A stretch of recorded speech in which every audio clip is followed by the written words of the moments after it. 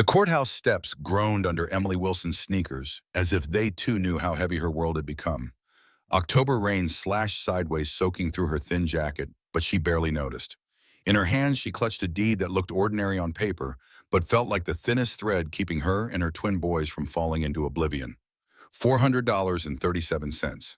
That was all she had left after Robert had stripped away everything else through the divorce.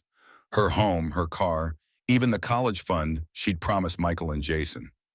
What she received instead was 43 acres of land everyone else called worthless. The county official hadn't bothered hiding his smirk when he'd handed over the deed. The Devil's Backyard, locals nicknamed it. The tax office had written it off as wasteland good for nothing but dust and weeds. Rain plastered Emily's dark hair against her forehead as she folded the document, carefully protecting it inside her jacket. Behind her, the courthouse doors slammed shut like a coffin lid, sealing off the life she had lost. The wind whipped through the plaza, tossing fallen leaves like losing lottery tickets. Emily's phone buzzed against her hip. Another message from Robert. She considered ignoring it, but thumbed the screen open anyway. "Classic Emily," he'd typed. "Buying a dirt pile, the kids deserve better than your fantasies." She deleted the text without replying, but the words cut deeper than the October chill knifing through her thin jacket. It wasn't the first time Robert had branded her a dreamer, or worse, crazy. 9 years of marriage had taught her how quickly his charm could curdle into contempt.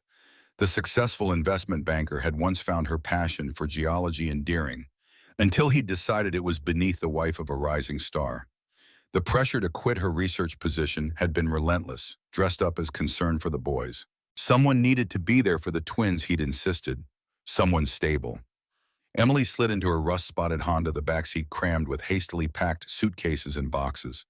Michael and Jason were huddled together beneath a shared blanket, their 10-year-old faces solemn, with a wisdom no child should possess.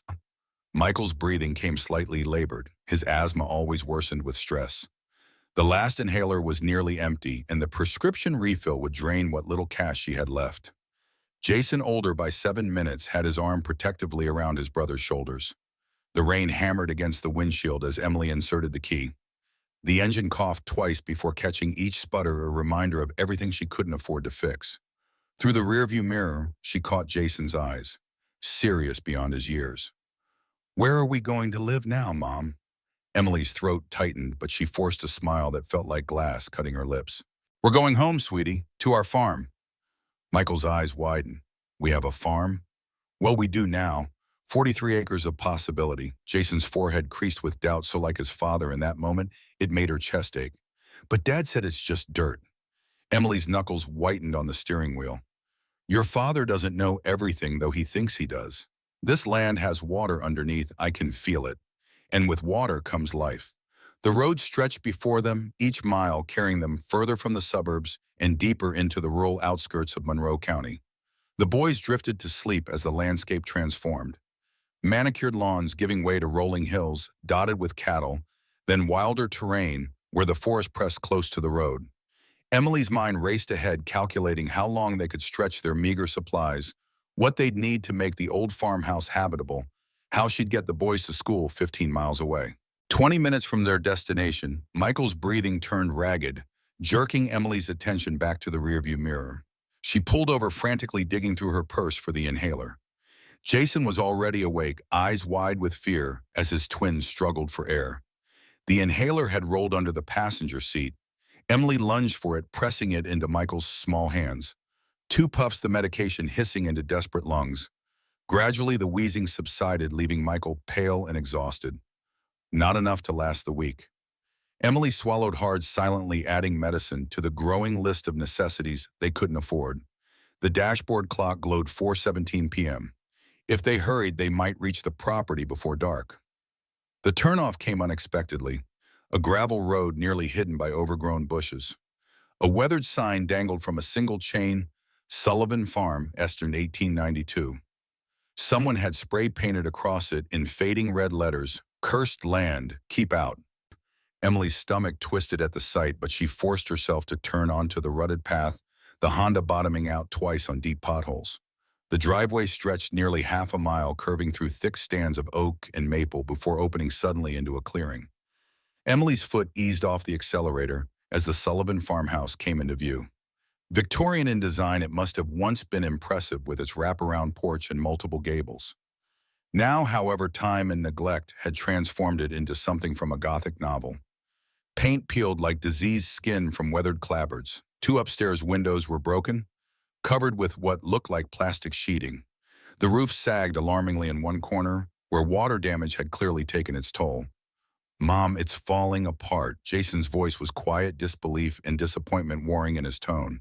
"It needs some work," Emily admitted, forcing brightness into her voice. "But the bones are good, and look at all this space." She gestured toward an overgrown field stretching behind the house, the distant line of trees marking the property boundary, the cluster of outbuildings, a large barn, several sheds, what might have been a chicken coop, all in various states of disrepair, but still standing. The late afternoon sun broke through the clouds, casting golden light across the neglected landscape as if offering its own endorsement. Michael pressed his face against the window, his earlier distress momentarily forgotten. "Is that our barn? Can we have animals?" Emily's heart squeezed painfully. "We'll see, buddy. First things first, let's check out the house." She parked beside the porch steps, the Honda's tires crunching on gravel and dead leaves.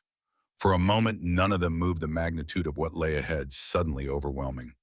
Then Jason squared his small shoulders and reached for the door handle. "I'll help carry stuff, Mom." Emily blinked back tears. Her serious little man always trying to be the adult. She reached back and squeezed his hand. "I know you will. We're going to be okay." The brass skeleton key from the county office slid into the front door lock with surprising ease. It turned with a solid clunk, the mechanism still functional despite years of disuse. The door swung inward on protesting hinges, releasing the stale breath of the abandoned house. Dust motes danced in the shafts of late afternoon sunlight that penetrated the grimy windows. The foyer opened to a central staircase, its banisters still elegant despite a thick coating of dust. To the left, a formal living room with a stone fireplace. To the right, what had once been a dining room, judging by the crystal chandelier hanging precariously from the ceiling. Michael sneezed 3 times in rapid succession, the sound echoing through the empty rooms. The house felt both bigger and smaller than Emily had expected. Spacious in its layout, but claustrophobic with decades of neglect. The floorboards creaked beneath their feet as they moved cautiously from room to room on the first floor. The kitchen was a time capsule from the 1970s. Avocado-colored appliances, chipped laminate countertops, cabinet doors hanging askew from broken hinges. A heavy oak table remained in the center, its surface buried under fallen ceiling plaster. "It's like a haunted house," Michael whispered, excitement rather than fear coloring his voice. Jason was more practical. "Does the electricity work?" Emily found a light switch and flipped it. Nothing happened. She tried not to let disappointment show on her face. "We'll need to check the breaker box, maybe call the power company. For tonight, we have flashlights and candles." They continued their exploration, finding a small study off the kitchen, its walls lined with empty bookshelves and a bathroom with rust-stained fixtures that made Emily wince. When she turned the faucet experimentally, the pipes groaned, but no water emerged. "The well pump must be off," she murmured, more to herself than the boys. Another item for the growing list of immediate concerns. Upstairs revealed 4 bedrooms, a master with an attached bath, and 3 smaller rooms connected by a central hallway. The largest of these had twin beds still in place, their mattresses stripped and covered with plastic. Michael immediately claimed this room for them, bouncing experimentally on one bed and raising a cloud of dust that sent him into another coughing fit. As twilight deepened outside, Emily focused on creating one habitable space for their first night. She chose the master bedroom, stripping the plastic from the mattress and making up the bed with clean sheets she'd packed. The boys helped unload essentials from the car. Their suitcases, a cooler with sandwich supplies, bottled water, and a camping lantern that cast long shadows across the unfamiliar walls. The first night in their new home was a study in contrasts, the excitement of adventure battling with the discomfort of reality. The house creaked and settled around them, each noise amplified in the darkness. Wind found every gap in the aging structure, creating mournful whistles that kept Emily awake long after the twins had finally fallen asleep on either side of her. She stared into the darkness, Robert's mocking text message replaying in her mind. The children deserve better. Was he right? Had she made a terrible mistake? Rain returned in the pre-dawn hours, a steady drumming on the roof punctuated by the distinct plink of water dripping somewhere in the room. Emily rose quietly, following the sound to a corner, where water was seeping through the ceiling, forming a growing stain. She positioned their empty cooler beneath the leak and added roof repair to her mental list, knowing full well she couldn't afford even the materials, let alone professional help. The pale light of morning revealed the property in unforgiving detail. The fields were overgrown with weeds and brambles, the fence lines collapsed in several places. The barn's red paint had weathered to a dull pink, its massive doors hanging crookedly from rusted tracks. But Emily's geologist's eye saw beyond the surface decay. The rolling contours of the land, the types of native vegetation, the exposed rock in a far corner, all hinted at the water that must lie beneath. People didn't build farms where water couldn't be found. Margaret Sullivan had known this land's secret. Emily just needed to rediscover it. While the boys explored the immediate surroundings of the house, Emily investigated the kitchen more thoroughly in daylight. The ancient refrigerator was a lost cause, but the gas stove might work if she could get the propane tank filled. She opened drawers filled with outdated utensils, cabinets containing chipped dishes and cloudy glassware. In the back of one drawer, her fingers found something unexpected. A sealed envelope, yellowed with age, the paper thick and expensive. Written across the front in elegant script were the words, "For the new family." Emily's heart quickened as she carefully broke the seal and unfolded the letter inside. The handwriting was precise, the ink faded to brown, but still legible. To whoever finds this letter, the land has secrets, not the kind that hurt, but the kind that heal if you listen. The well may be dry, but water waits below. Trust the old ways, trust your instincts, trust each other. This farm has been called cursed, but only by those who cannot see. What lies beneath is more precious than what grows above. My research was discredited, my findings mocked, but time will prove me right. Look for my notes in the cellar beneath the kitchen. The entrance is hidden under the pantry floor. There you'll find the truth and the way forward. Margaret Sullivan. Emily read the letter twice, her professional curiosity ignited. The previous owner had been conducting research and about what the cryptic references to water and things more precious stirred something in her memory. Hadn't there been rumors about mineral deposits in this part of the county? She tucked the letter carefully into her pocket and moved to the pantry, a small room off the kitchen with empty shelves and a worn wooden floor. Kneeling, she examined the planks, looking for signs of a trapdoor or hidden entrance. After several minutes of searching, she found it. A rectangular outline in the floorboards, slightly darker than the surrounding wood. No handle was visible, but when she pressed firmly on one edge, the opposite side lifted slightly. Emily worked her fingers into the gap and pulled. The trapdoor rose with surprising ease, revealing a set of wooden stairs descending into darkness. "Mom," Jason's voice from the kitchen doorway made her jump. "What are you doing?" Emily hesitated only briefly. "I've found something and grabbed the flashlight from my backpack." Moments later, with both boys crowding behind her, Emily descended carefully into the cellar, the flashlight beam cutting through the musty darkness. Unlike the cluttered farmhouse, the cellar was organized with scientific precision. Metal shelving units lined the walls, holding labeled rock and soil samples.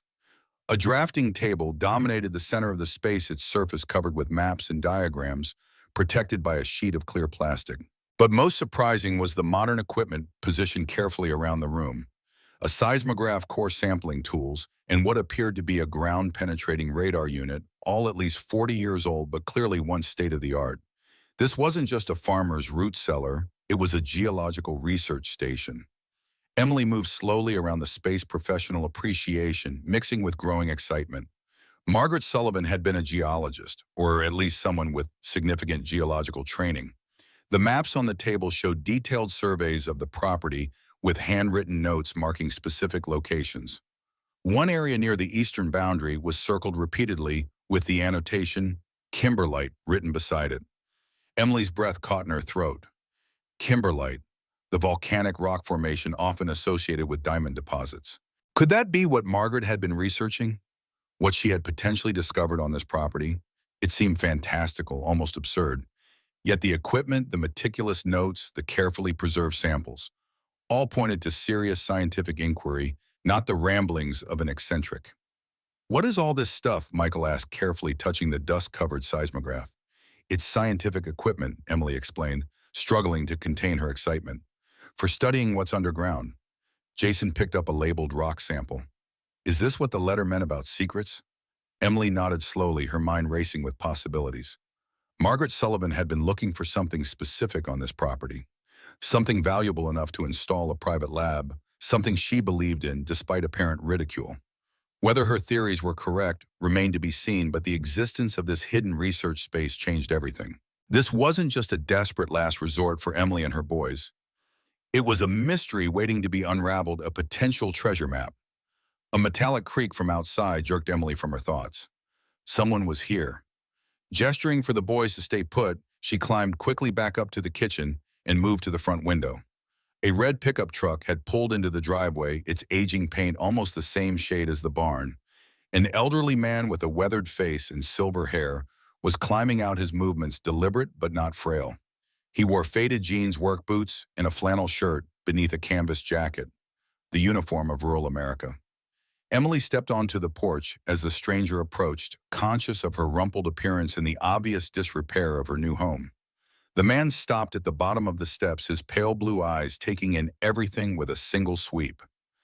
You must be the new owner. His voice was graveled with age but not unkind. I'm Harold Parker. My wife Betty and I have the farm adjoining yours to the north. Emily introduced herself, then called the twins out to meet their neighbor. Harold shook hands solemnly with each boy, his expression softening slightly at Michael's politeness and Jason's serious demeanor. You know what you've gotten yourself into? Harold asked finally, gesturing toward the dilapidated property with a calloused hand. Emily straightened her spine. I know it needs work, but Harold shook his head. Not talking about the repairs, though God knows there are plenty. I'm talking about this land itself.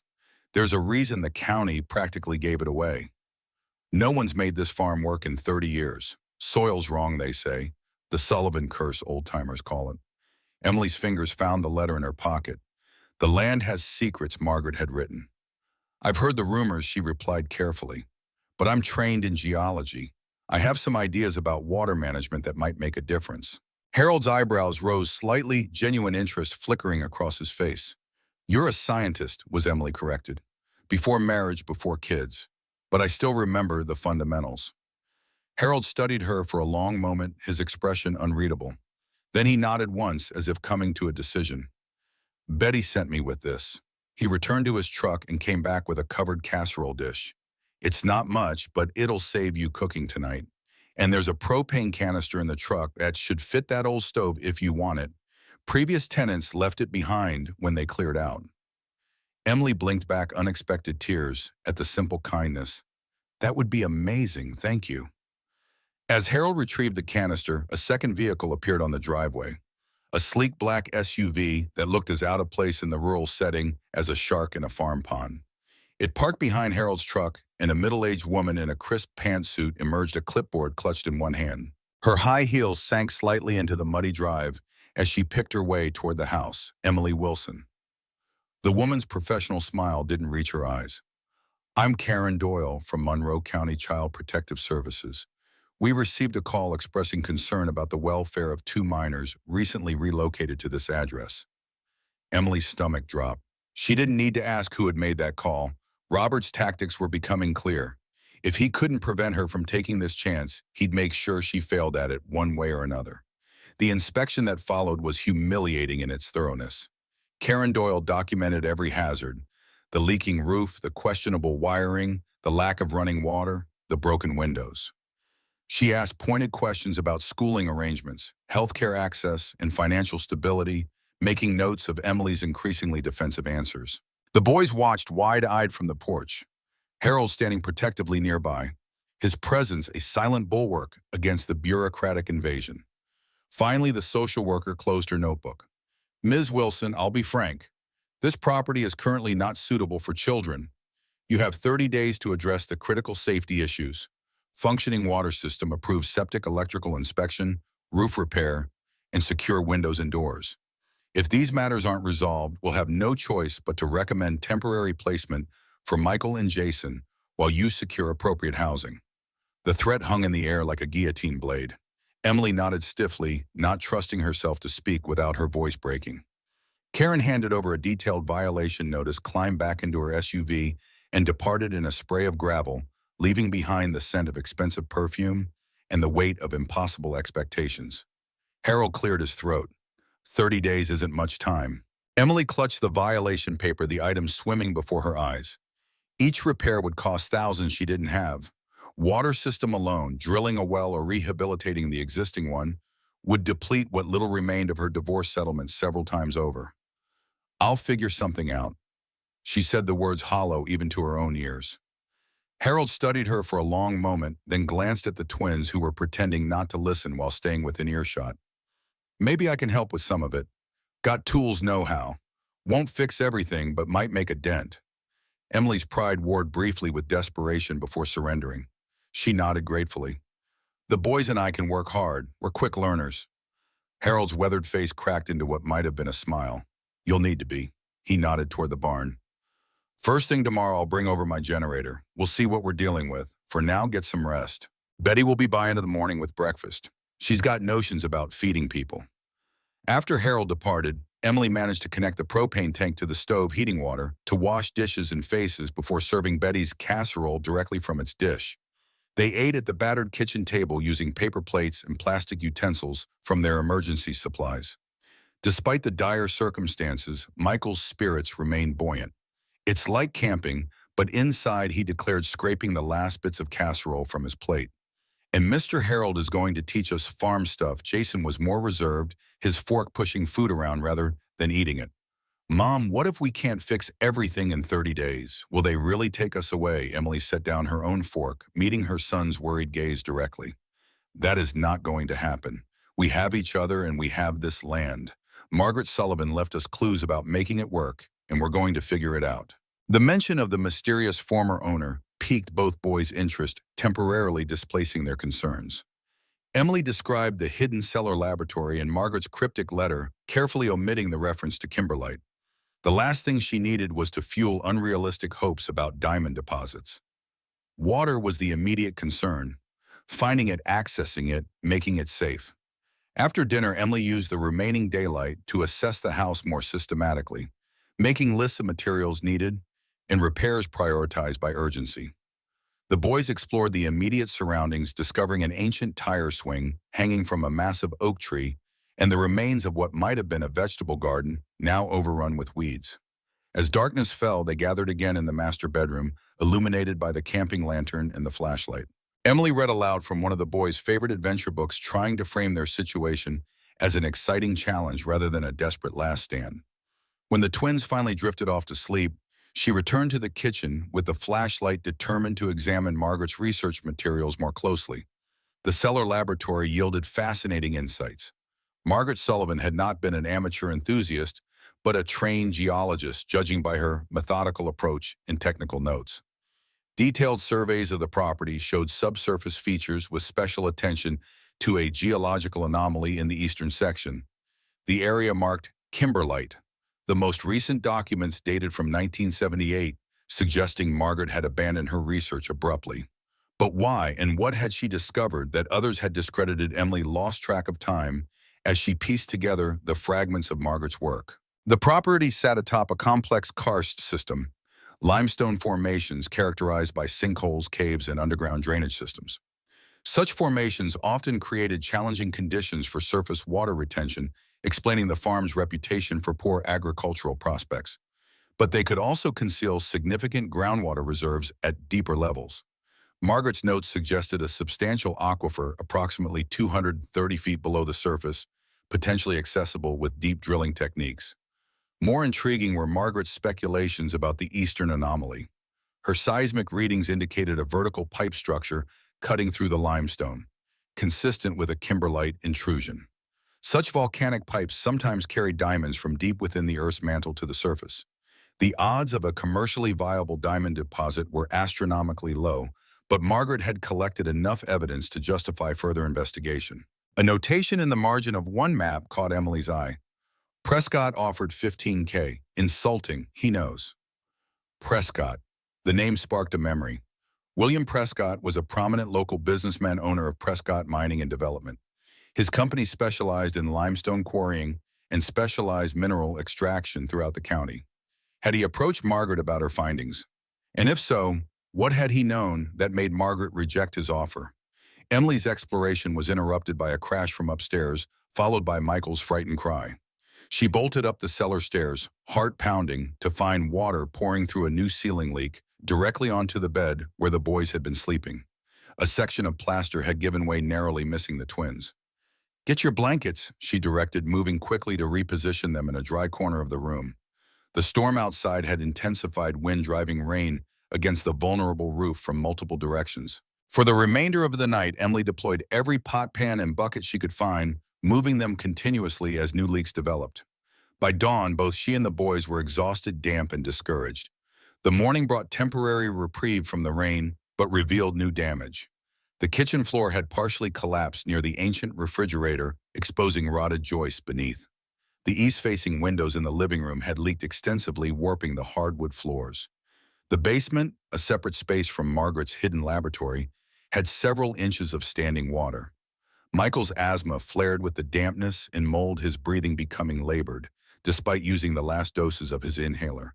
Emily's worry crystallized into sharp-edged fear. Without medication, without proper shelter, without running water, how could she possibly convince Child Protective Services? This was a suitable home as promised. Betty Parker arrived mid-morning with breakfast, homemade biscuits, a thermos of coffee, and hard-boiled eggs. The elderly woman took in the situation with a single glance, her kind face creasing with concern. "You poor dears." Betty set down her basket on the porch and embraced Emily without preamble. "Harold told me you'd had a rough night. He's gathering some tarps for that roof." Betty's matter-of-fact kindness broke through Emily's careful composure. Tears threatened, but she blinked them back, unwilling to frighten the boys further. Instead, she accepted Betty's help, organizing their meager possessions to minimize water damage and setting up a temporary kitchen on the relatively dry porch. As they worked, Betty shared what she knew about Margaret Sullivan, the farm's previous owner. Brilliant woman, but odd. Moved here in the early 70s, kept to herself mostly.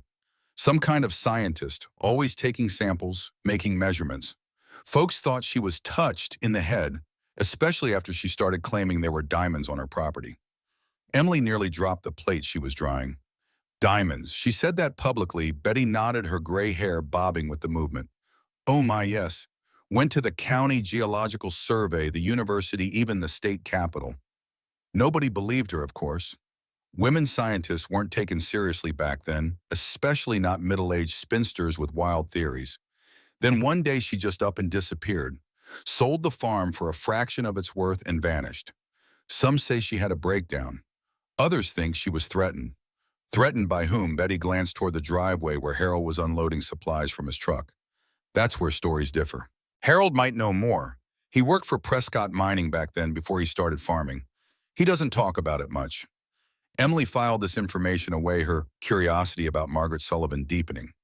If the woman had truly found evidence of diamond deposits, it would explain the sophisticated laboratory, the detailed surveys, and perhaps even the farm's reputation for being cursed. A convenient myth to discourage further investigation. Harold spent the morning patching the worst roof leaks with tarps and teaching the boys basic repair techniques. Michael proved surprisingly adept at measuring and cutting materials, while Jason took naturally to hammering and securing fastenings. Emily worked alongside them, grateful for Harold's patient instruction and practical solutions. By midday, the house was at least temporarily weather-tight. Harold turned his attention to the well pump located in a small shed behind the house. After an hour of tinkering, he emerged with grease-stained hands and a grim expression. "Pump's shot. Been dry so long the mechanical seal's completely gone. But that's not your biggest problem. Well itself has collapsed about 30 feet down. You can see the cave-in if you lower a light. You'll need to drill a new one, and deep from what I can tell." Emily's heart sank. A new well would cost upwards of $10,000. Money she simply didn't have. Without water, the farm was uninhabitable, not just by CPS standards, but by the most basic human needs. Is there any alternative? A spring, a stream? Anything? Harold shook his head. "Nothing reliable on your property. You could haul water from our place temporarily. We've got a good well, but that's not a permanent solution." As they discussed options, a familiar black SUV appeared on the driveway, but not the county social worker's vehicle. This was a top-of-the-line Range Rover with tinted windows and chrome detailing that gleamed even under the overcast sky. Harold straightened his expression, hardening as the vehicle parked, and a man emerged.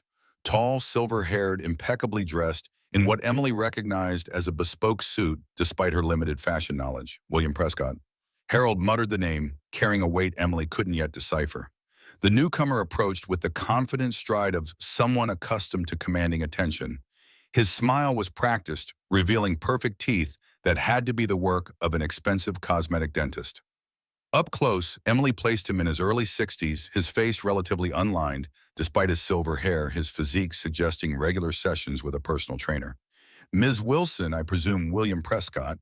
He extended a manicured hand, which Emily shook briefly. I own Prescott Mining and Development.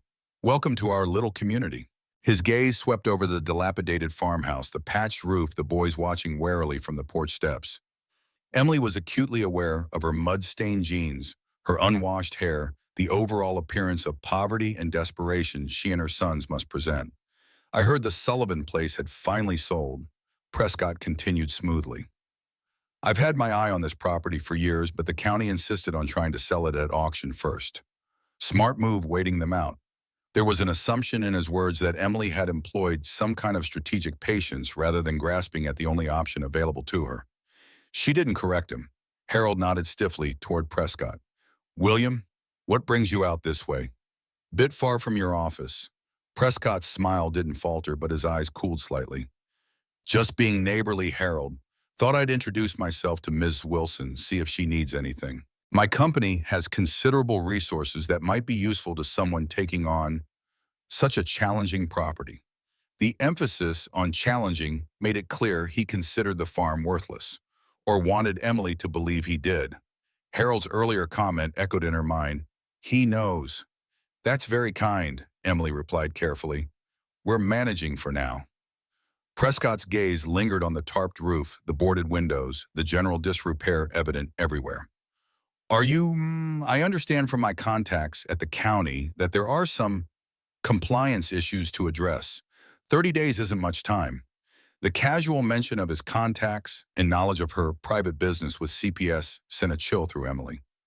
Robert might have made the initial call, but Prescott clearly had his own sources of information within the county government. If you're finding the project overwhelming, and who wouldn't, I'd be happy to take the property off your hands. Prescott named a figure, $25,000, with the air of someone being exceptionally generous. Far more than you paid, I'm sure, and without the headache of repairs you likely can't afford. The offer was tempting in its practicality. $25,000 would secure a modest apartment, school supplies, Michael's medication, a fresh start somewhere with actual prospects. It would mean admitting defeat, but it would also mean stability for her children. Before Emily could respond, Harold cleared his throat. Seems awfully generous, William. Property you've described as worthless for decades, suddenly worth $25,000. Prescott's smile tightened. The land itself is still worthless for agriculture, of course, but my company has use for additional access roads to our existing quarry operations. Location has value even when the soil doesn't. The explanation was reasonable, plausible even. But Emily caught the fleeting glance Prescott directed toward the eastern section of the property, precisely where Margaret Sullivan had marked her Kimberlite anomaly. Whatever Prescott knew or suspected, he wasn't being forthright about it. I appreciate the offer, Mr. Prescott, but I'm not interested in selling. Emily kept her tone polite but firm. This is our home now. Prescott studied her for a moment, reassessment visible in his eyes. As you wish, but if you change your mind, and many do once they understand what they're up against here, my offer stands for the next 2 weeks. After that, well, property values fluctuate.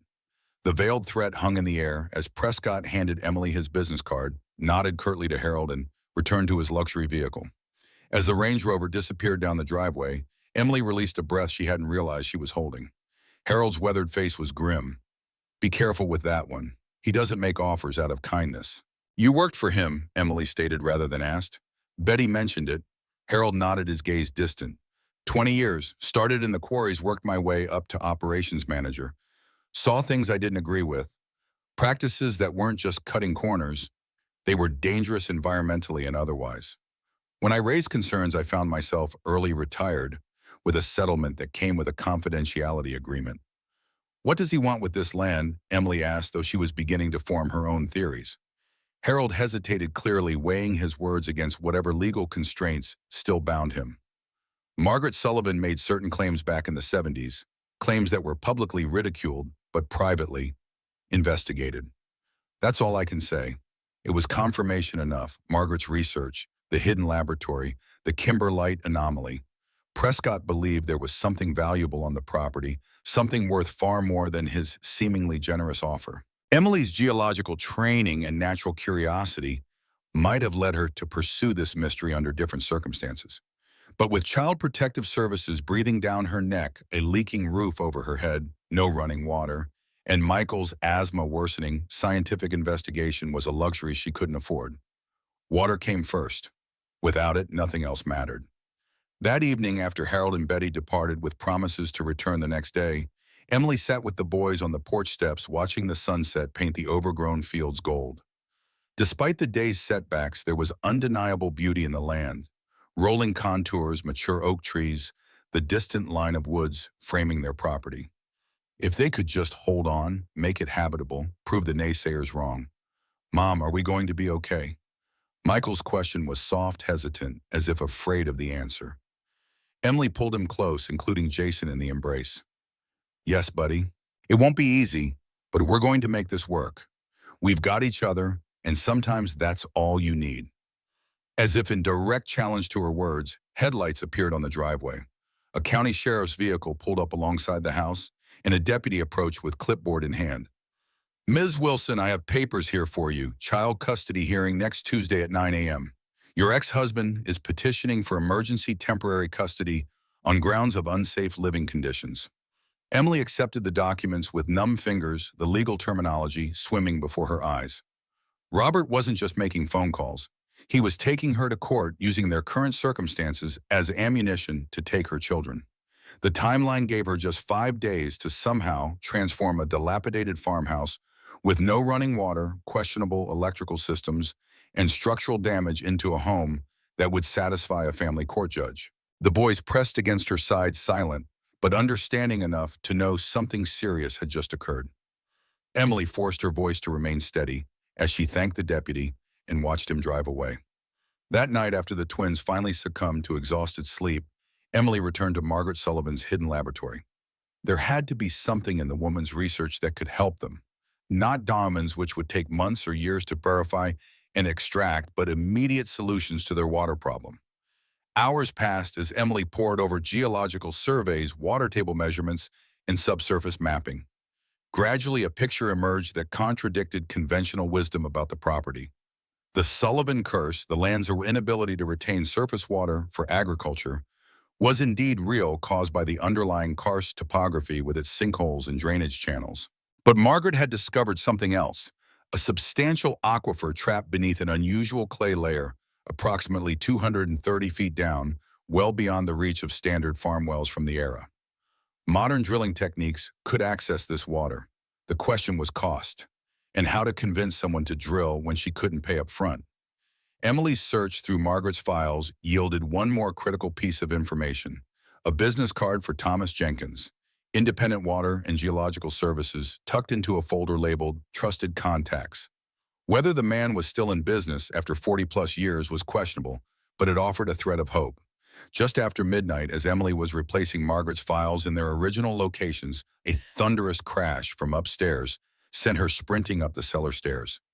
In the master bedroom, a large section of ceiling had collapsed, narrowly missing the bed where the boys slept. Rain poured through the new opening, soaking bedding and belongings. Emily rushed to move the twins, still half asleep and confused, to the relative safety of the living room. As she settled them on the old couch with dry blankets, Emily fought back tears of frustration and fear. The house was actively falling apart around them. Without substantial repairs she couldn't afford, it would never pass inspection. Robert would win his custody petition, CPS would remove the boys, and everything would be lost. In that moment of despair, with rain hammering the patched roof and water seeping through multiple new leaks, Emily considered Prescott's offer. $25,000. A way out. a chance to regroup, find affordable housing, keep her family together. But something stopped her. The memory of Margaret Sullivan's meticulous research, her conviction strong enough to create a hidden laboratory, her cryptic warning in the letter. The land has secrets. What lies beneath is more precious than what grows above. If Prescott was willing to pay $25,000 sight unseen, how much more might the property actually be worth? Michael coughed in his sleep, the wet rattle in his chest, a stark reminder of more immediate concerns. Emily stroked his hair back from his forehead, feeling the slight fever that had developed. Without his medication, without dry conditions, his asthma would only worsen. Dawn found Emily on the porch, phone in hand, Margaret's decades-old business card beside her. On impulse, she dialed the number, expecting a disconnected line or a stranger's voice informing her that Thomas Jenkins had moved, retired, or passed away. Instead, a gruff male voice answered on the third ring. Jenkins Water Services. Emily's heart leaped. She introduced herself, explained her connection to the Sullivan property, and outlined her situation in concise terms. The deep aquifer, the failed well, the urgent need, and her financial constraints. A long silence followed. Then I remember Margaret Sullivan. Got laughed out of 3 counties for her theories. Smart woman, though. Too smart for her own good. Do you think you could look at our property? Emily asked, trying to keep desperation from her voice. I understand if you need payment up front, but Jenkins interrupted. I'll come out this afternoon. Can't promise anything, but I'll take a look. Margaret was one of the few who believed in my drilling methods when everyone else called them overkill. I owe her that much. The call ended and Emily sat staring at her phone, a fragile tendril of hope unfurling in her chest. One piece of Margaret's legacy might yet save them. Not diamonds, but water. The foundation of life, of home, of everything they needed to survive the next 30 days. Inside, the boys were stirring. Another day of impossible challenges lay ahead. But for the first time since arriving at Sullivan Farm, Emily felt the faintest shift in momentum, from free fall to the possibility of solid ground. Tom Jenkins arrived precisely when he promised. 3 o'clock that afternoon, his mud-spattered truck announcing itself with a deep-throated rumble that sent Michael and Jason racing to the porch. Emily joined them, watching the vehicle navigate the rutted driveway. Unlike Prescott's luxury SUV, or even Harold's well-maintained pickup, Jenkins' truck was a working vehicle in every sense. Dented panels, a drilling rig mounted in the bed equipment boxes, secured along both sides. The man who emerged matched his vehicle, weathered, functional, no concessions to appearance. Jenkins stood 6 foot plus with broad shoulders slightly stooped from decades of physical labor. His face was tanned leather, deep lines radiating from pale blue eyes that assessed everything with immediate professional calculation. Despite being well into his 60s, he moved with the deliberate economy of someone accustomed to conserving energy for when it mattered. Emily, he acknowledged with a nod that somehow conveyed both greeting and appraisal. You mentioned Margaret's research. Still have it.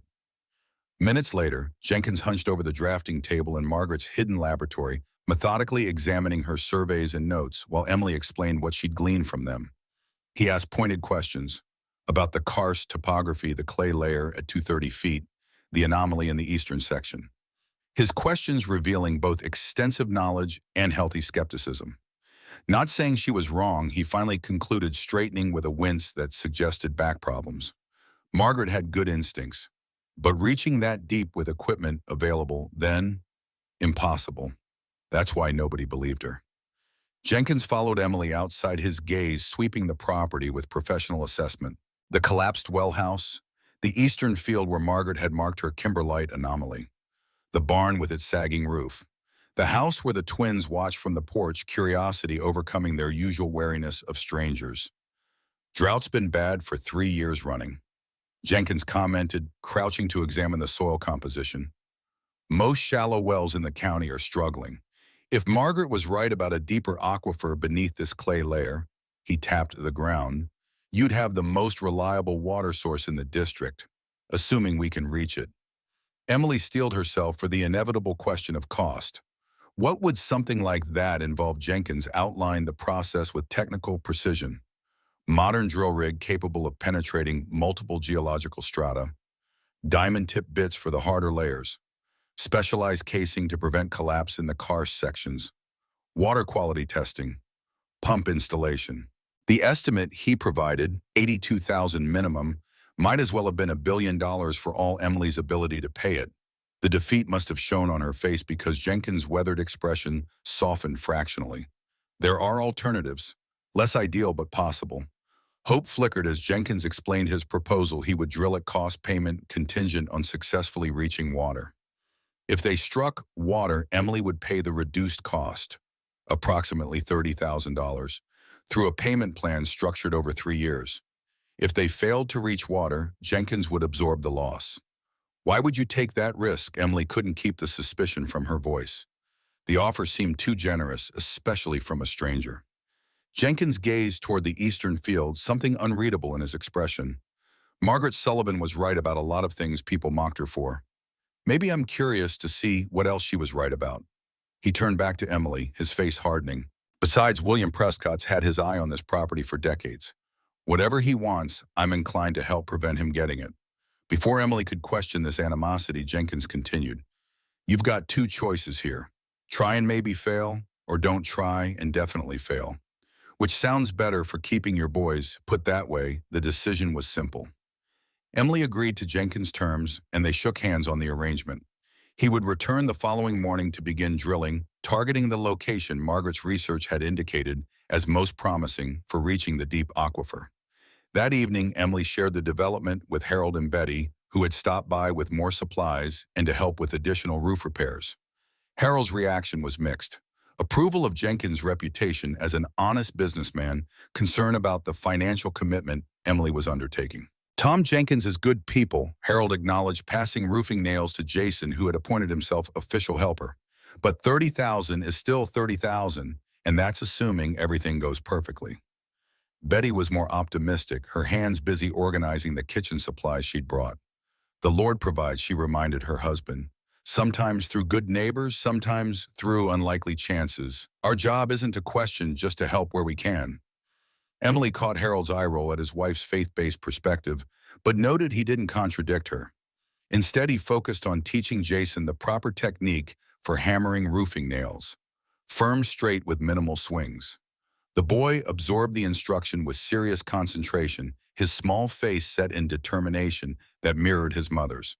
True to his word, Jenkins arrived the next morning with his drilling equipment, an impressive rig that dwarfed his already substantial truck. The process of setting up attracted attention not just from Emily and the twins, but from neighboring properties as well. By mid-morning, a small gathering had formed at a respectful distance. Harold and Betty Parker, an elderly couple Emily didn't recognize, and a middle-aged man who introduced himself as the pastor from the Methodist church in town.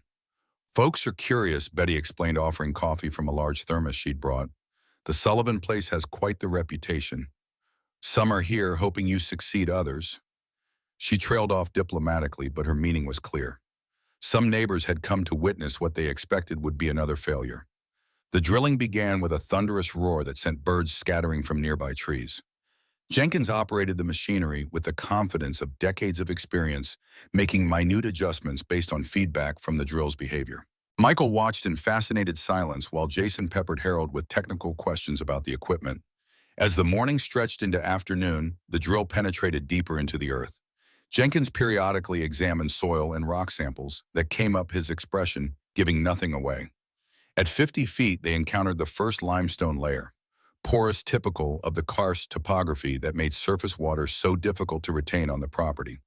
At 100 feet, more limestone interspersed with layers of chert and shale.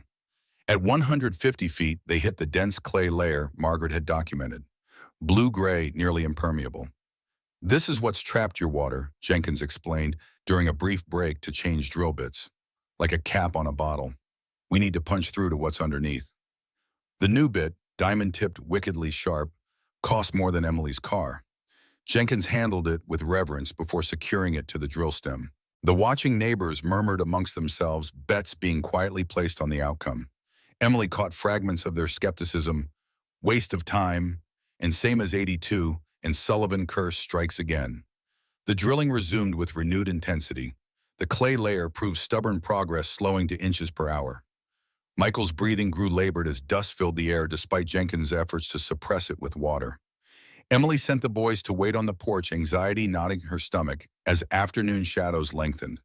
At 200 feet still clay, Jenkins' weathered face revealed the first hints of concern, though he said nothing to feed Emily's growing fears. The spectators began to drift away as dinner time approached, their expressions a mix of vindication and pity. Only Harold and Betty remained steadfast in their support. Then at 228 feet, everything changed. The drill suddenly dropped several inches as if punching through to emptiness. Jenkins immediately cut the power, his movements sharp with focused intensity. Using a manual control, he carefully lowered the drill another foot, then extracted it slowly, methodically. The neighbors who had remained moved closer, silence falling over the small group as Jenkins examined the drill stem and the material clinging to it. His poker face cracked into something resembling satisfaction. "Got your clay barrier," he confirmed. And underneath, he indicated a different material on the bit. "Limestone again, but saturated. Good sign." Jenkins reattached the drill, proceeding with heightened caution. At 230 feet, the drill encountered minimal resistance, another promising indicator. Methodically, he extracted the drill stem and began the process of inserting casing pipe to protect the newly created well shaft. The final test would come when they reached the suspected aquifer and attempted to draw water. As Jenkins prepared the test pump, the remaining spectators edged closer, skepticism giving way to reluctant interest. Even the pastor who had earlier quoted scripture about the futility of building on sand now stood at Harold's shoulder, watching intently. The pump motor coughed to life. For several long moments, nothing happened except mechanical whirring. Emily's hopes began to sink. Then a gurgling sound emanated from deep within the earth, followed by a sudden rush that sent everyone scrambling backward. Water erupted from the test pipe in a crystalline arc, shooting 20 feet into the air before Jenkins could adjust the flow. Water, pure, clean, powerful, gushing from depths that had kept it pristine for centuries. The small crowd stood transfixed as the afternoon sun transformed the spray into a rainbow-shot fountain. Spontaneous applause broke out, neighbors who had come to witness failure, now celebrating unexpected success. Emily could scarcely believe what she was seeing. In less than 48 hours, the most critical obstacle to their survival on the property had been overcome. With water, they could address the county's requirements. With water, they could fight Robert's custody petition. With water, the farm had a future. Jenkins allowed the water to flow for several minutes, collecting samples in glass jars for testing. As the initial eruption stabilized into a steady stream, something unusual caught Emily's eye. Glints of light in the slurry of sediment washing up around the drill pipe. Michael spotted it too, his curiosity overcoming his shyness as he approached the muddy puddle. "Look, Mom, sparkly. Rocks." Before Emily could stop him, Michael had plunged his hand into the silty water, extracting several small stones that indeed reflected light differently than ordinary pebbles. He held them up triumphantly, mud dripping from his fingers. Jenkins froze, his weathered face suddenly unreadable. With deliberate calm, he approached Michael, crouching to examine what the boy had found. The conversation that followed was pitched too low for the watching neighbors to hear, but Emily caught every word, her scientific training immediately recognizing the significance. "Son, those aren't just rocks." Jenkins carefully took one stone, wiping it clean on his shirt before holding it to the light. "That's an industrial-grade diamond, small but real. And this one," he indicated another of Michael's finds, "might actually be gem quality." Emily's mind raced, connecting dots between Margaret's research, the kimberlite anomaly, Prescott's interest in the property, and now tangible evidence in her son's muddy palm. Margaret Sullivan hadn't been delusional. She discovered a diamond pipe, a geological formation that delivered diamonds from deep within the earth to the surface. The implications were staggering, both financially and as validation of a woman scientist whose claims had been dismissed decades earlier. The neighbors, still celebrating the water discovery, remained oblivious to this secondary revelation. Jenkins quickly and quietly helped Michael collect the remaining stones, secreting them in a sample jar that he handed discreetly to Emily. Their silent exchange communicated mutual understanding. This discovery needed careful handling. As the afternoon waned into evening, Jenkins completed the temporary well setup, promising to return the following day to install the permanent pump system. The neighbors dispersed, carrying news of the successful water drilling throughout the community. Only Harold remained behind his expression, suggesting he understood more than he was saying about the secondary discovery. After Jenkins departed, Harold approached Emily on the porch where she sat watching the boys play with renewed energy in the yard. "I saw what Michael found," he said without preamble. "Those weren't ordinary stones." Emily hesitated, unsure how much to reveal even to this man who had shown nothing but kindness. Harold saved her from the dilemma by continuing. "Margaret was right all along. That's why she disappeared so suddenly. Not because she was wrong, but because she was right in a way that threatened certain interests." He glanced meaningfully toward the direction of town where Prescott Mining and Development maintained its headquarters. William's father was a ruthless man. The son learned at his knee. Later that evening, after the boys were asleep, Emily examined their discoveries more carefully in the privacy of Margaret's laboratory. The jar contained 16 stones of varying sizes, the largest approximately the size of a small pea, the smallest like grains of coarse sand. Even to her untrained eye, their crystalline structure was distinctive, different from quartz or other common minerals that might be mistaken for diamonds by the hopeful or naive. Margaret's research notes included basic tests for diamond authentication, hardness sufficient to scratch glass, thermal conductivity, different from similar-looking stones, specific gravity tests. Emily conducted these rudimentary assessments on the largest specimen, her heart racing, as each test supported the preliminary identification. This wasn't wishful thinking or mistaken identity.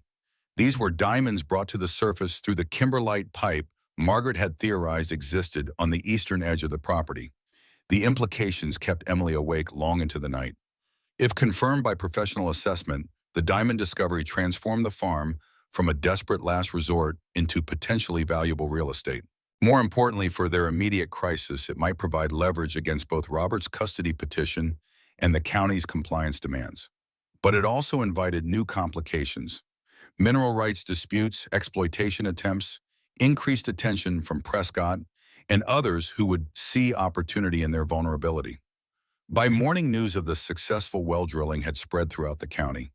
Emily awoke to find 3 vehicles parked at the end of their driveway: a local news van, another county official's car, and an expensive sedan bearing the logo of a regional bank on its door. Before she could decide how to address these unexpected visitors, her phone rang. Robert. His voice carried the smug satisfaction she'd come to dread during their marriage. "Heard you got lucky with water. Doesn't change the fact that place is falling down around you. My lawyer says the judge is sympathetic to our petition. Be reasonable, Emily. Let the boys stay with me until you sort yourself out." The dismissive phrase, "sort yourself out," ignited a familiar anger. Throughout their marriage, Robert had positioned himself as the stable, sensible partner, while casting Emily as erratic and impulsive. Her scientific career, her parenting decisions, her desire for independence, all had been subjected to his belittling assessment of what he called her emotional thinking. Now he was using the same tactics to threaten her relationship with her children. Something shifted in Emily's resolve. The discoveries of the previous day, water and diamonds, weren't just scientific validation or financial opportunity.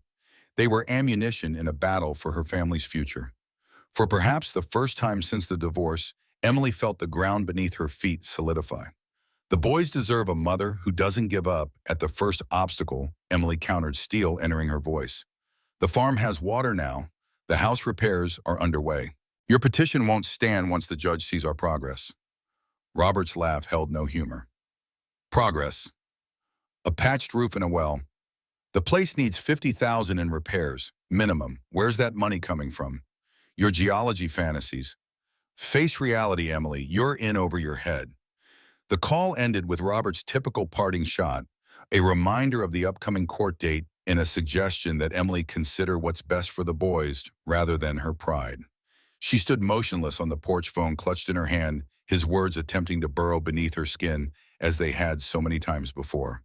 But something was different now. The farm beneath her feet held secrets that were beginning to reveal themselves. Margaret Sullivan's research, once ridiculed, was proving prophetic. Water flowed where experts said it wouldn't. Diamonds emerged from depths others had deemed barren. Perhaps the most dangerous fantasy wasn't believing in possibilities, but accepting artificial limitations imposed by others. Emily squared her shoulders and prepared to face the visitors at her gate. The county official, Not Karen Doyle from CPS, but an older man from the building inspector's office, proved unexpectedly reasonable once Emily showed him the new well system. He updated several items on the compliance checklist, noting the progress and while highlighting remaining requirements. The bank representative offered to discuss loan options now that the property had a reliable water source, though his terms were predictably unfavorable given Emily's financial situation. The news reporter seemed most interested in the local color angle of city folks trying country living, though Emily carefully steered the conversation away from any mention of discoveries beyond water. As the visitors departed, Jenkins' truck appeared on the driveway, followed closely by Harold's pickup. The two men nodded to each other with the minimal acknowledgement characteristic of long rural acquaintance. Not quite friendship, but mutual respect built on shared history and values. Jenkins carried specialized equipment for completing the well installation, a permanent pump pressure tank and filtration system that would bring the property up to code for residential water supply. Harold brought additional roofing materials, and to Emily's surprise, two teenage boys introduced as his grandsons come to help with repairs. Suddenly, the seemingly insurmountable tasks before her were being divided among willing hands. Jenkins and Jason focused on the well system, the older man patiently explaining each component to the curious 10-year-old. Harold and his grandsons attacked the roof repairs with practiced efficiency. Michael, limited by his asthma, became the runner, fetching tools, carrying messages between work crews, providing water from their newly functioning well. Emily divided her attention between assisting where needed and continuing her assessment of their diamond discovery. In Margaret's laboratory, she photographed each stone against a ruled background for size reference, then carefully recorded their physical characteristics. Without specialized equipment, she couldn't determine exact value, but even conservative estimates suggested significant worth, potentially enough to address their immediate financial needs if they could quickly authenticate and sell even a few stones. This path led to a critical decision: who to trust with knowledge of the discovery. Jenkins already knew, as did Harold to some extent, but professional authentication would require outside expertise, potentially exposing their find before they had secured their legal position. The diamonds might solve their immediate problems, but only if they could control information long enough to protect their interests. Emily's deliberations were interrupted by the arrival of yet another vehicle, the sleek black SUV now familiar as belonging to William Prescott. Her stomach tightened as she watched him emerge today, dressed in what passed for casual among the wealthy pressed khakis, a polo shirt bearing a golf resort logo, loafers that likely cost more than a month's rent in her old apartment. News travels fast. Prescott observed his gaze, taking in the various work crews before settling on the functioning well with its new pump system. "Congratulations on your water discovery. That changes the picture somewhat." Emily maintained a neutral expression, hyper-aware that both Jenkins and Harold had paused their work, watching the exchange with undisguised suspicion. The boys, sensing tension, drifted closer to their mother. Prescott continued, his tone conversational, but his eyes sharp. "In light of this development, I'd like to revise my offer for the property. $50,000 seems more appropriate now that water access is established." He extended an envelope. "The details are all here, including a generous relocation allowance. I can have funds wired to your account by close of business today." The offer represented a doubling of his previous bid, significant enough to telegraph his increased interest, but still far below what Emily now suspected the property might be worth given the diamond discovery. More importantly, it offered immediate financial security during a crisis that threatened her custody of the twins. Many would consider it the rational choice, especially a single mother with limited options. Emily took the envelope without opening it. "I'll consider it, Mr. Prescott, but as I said before, we're making this our home." Prescott's practiced smile didn't reach his eyes. "Of course, but do review the offer before Tuesday." He glanced meaningfully at Michael and Jason. "I understand there's a court hearing that might impact your domestic arrangements." Unfortunate timing. The casual reference to the custody hearing, information that should not have been public knowledge, confirmed Emily's suspicions about Prescott's connections within county government. It also clarified the timeline she was working against. Whatever actions she took regarding the diamond discovery needed to happen before Tuesday's hearing, just 4 days away. After Prescott departed, Jenkins approached, his weathered face set in grim lines. "He's fishing, wants to know if you found what Margaret did." Old man Prescott buried her research 40 years ago. Legal threats, professional blacklisting, the works. Sons cut from the same cloth. Jenkins outlined what he knew about diamond valuation and authentication. A local jeweler could verify the stones were indeed diamonds, but determining quality, cut potential, and accurate value required specialized expertise. More importantly, establishing claim to a potential diamond deposit involved complex mineral rights documentation that needed filing with state authorities. Time we don't have before the custody hearing, Emily concluded the reality of their situation setting in. Even if these are valuable, we can't convert them to cash quickly enough to make a difference on Tuesday. Jenkins considered this problem with the methodical approach that seemed to characterize his thinking. There's someone who might help. Retired gemologist in Briarwood, about 40 miles east. Worked for Tiffany's before settling out here. Keeps specialized equipment at his home lab. More importantly, he hates the Prescotts. Had some land dispute with them years back. If anyone would expedite an evaluation while keeping quiet, it's him. This thread of hope propelled Emily through the remainder of the day. While work continued on the well system and roof repairs, she placed a call to Jenkins's contact, Dr. Alan Schiff, and arranged to visit his home laboratory the following morning. Harold offered to stay with the boys, a proposal Emily gratefully accepted. By evening, the well system was fully operational, delivering clean water to the house for the first time in decades. The bathroom fixtures remained antiquated and the kitchen sink leaked, but the fundamental requirement for running water had been met. One critical item checked off the county's compliance list.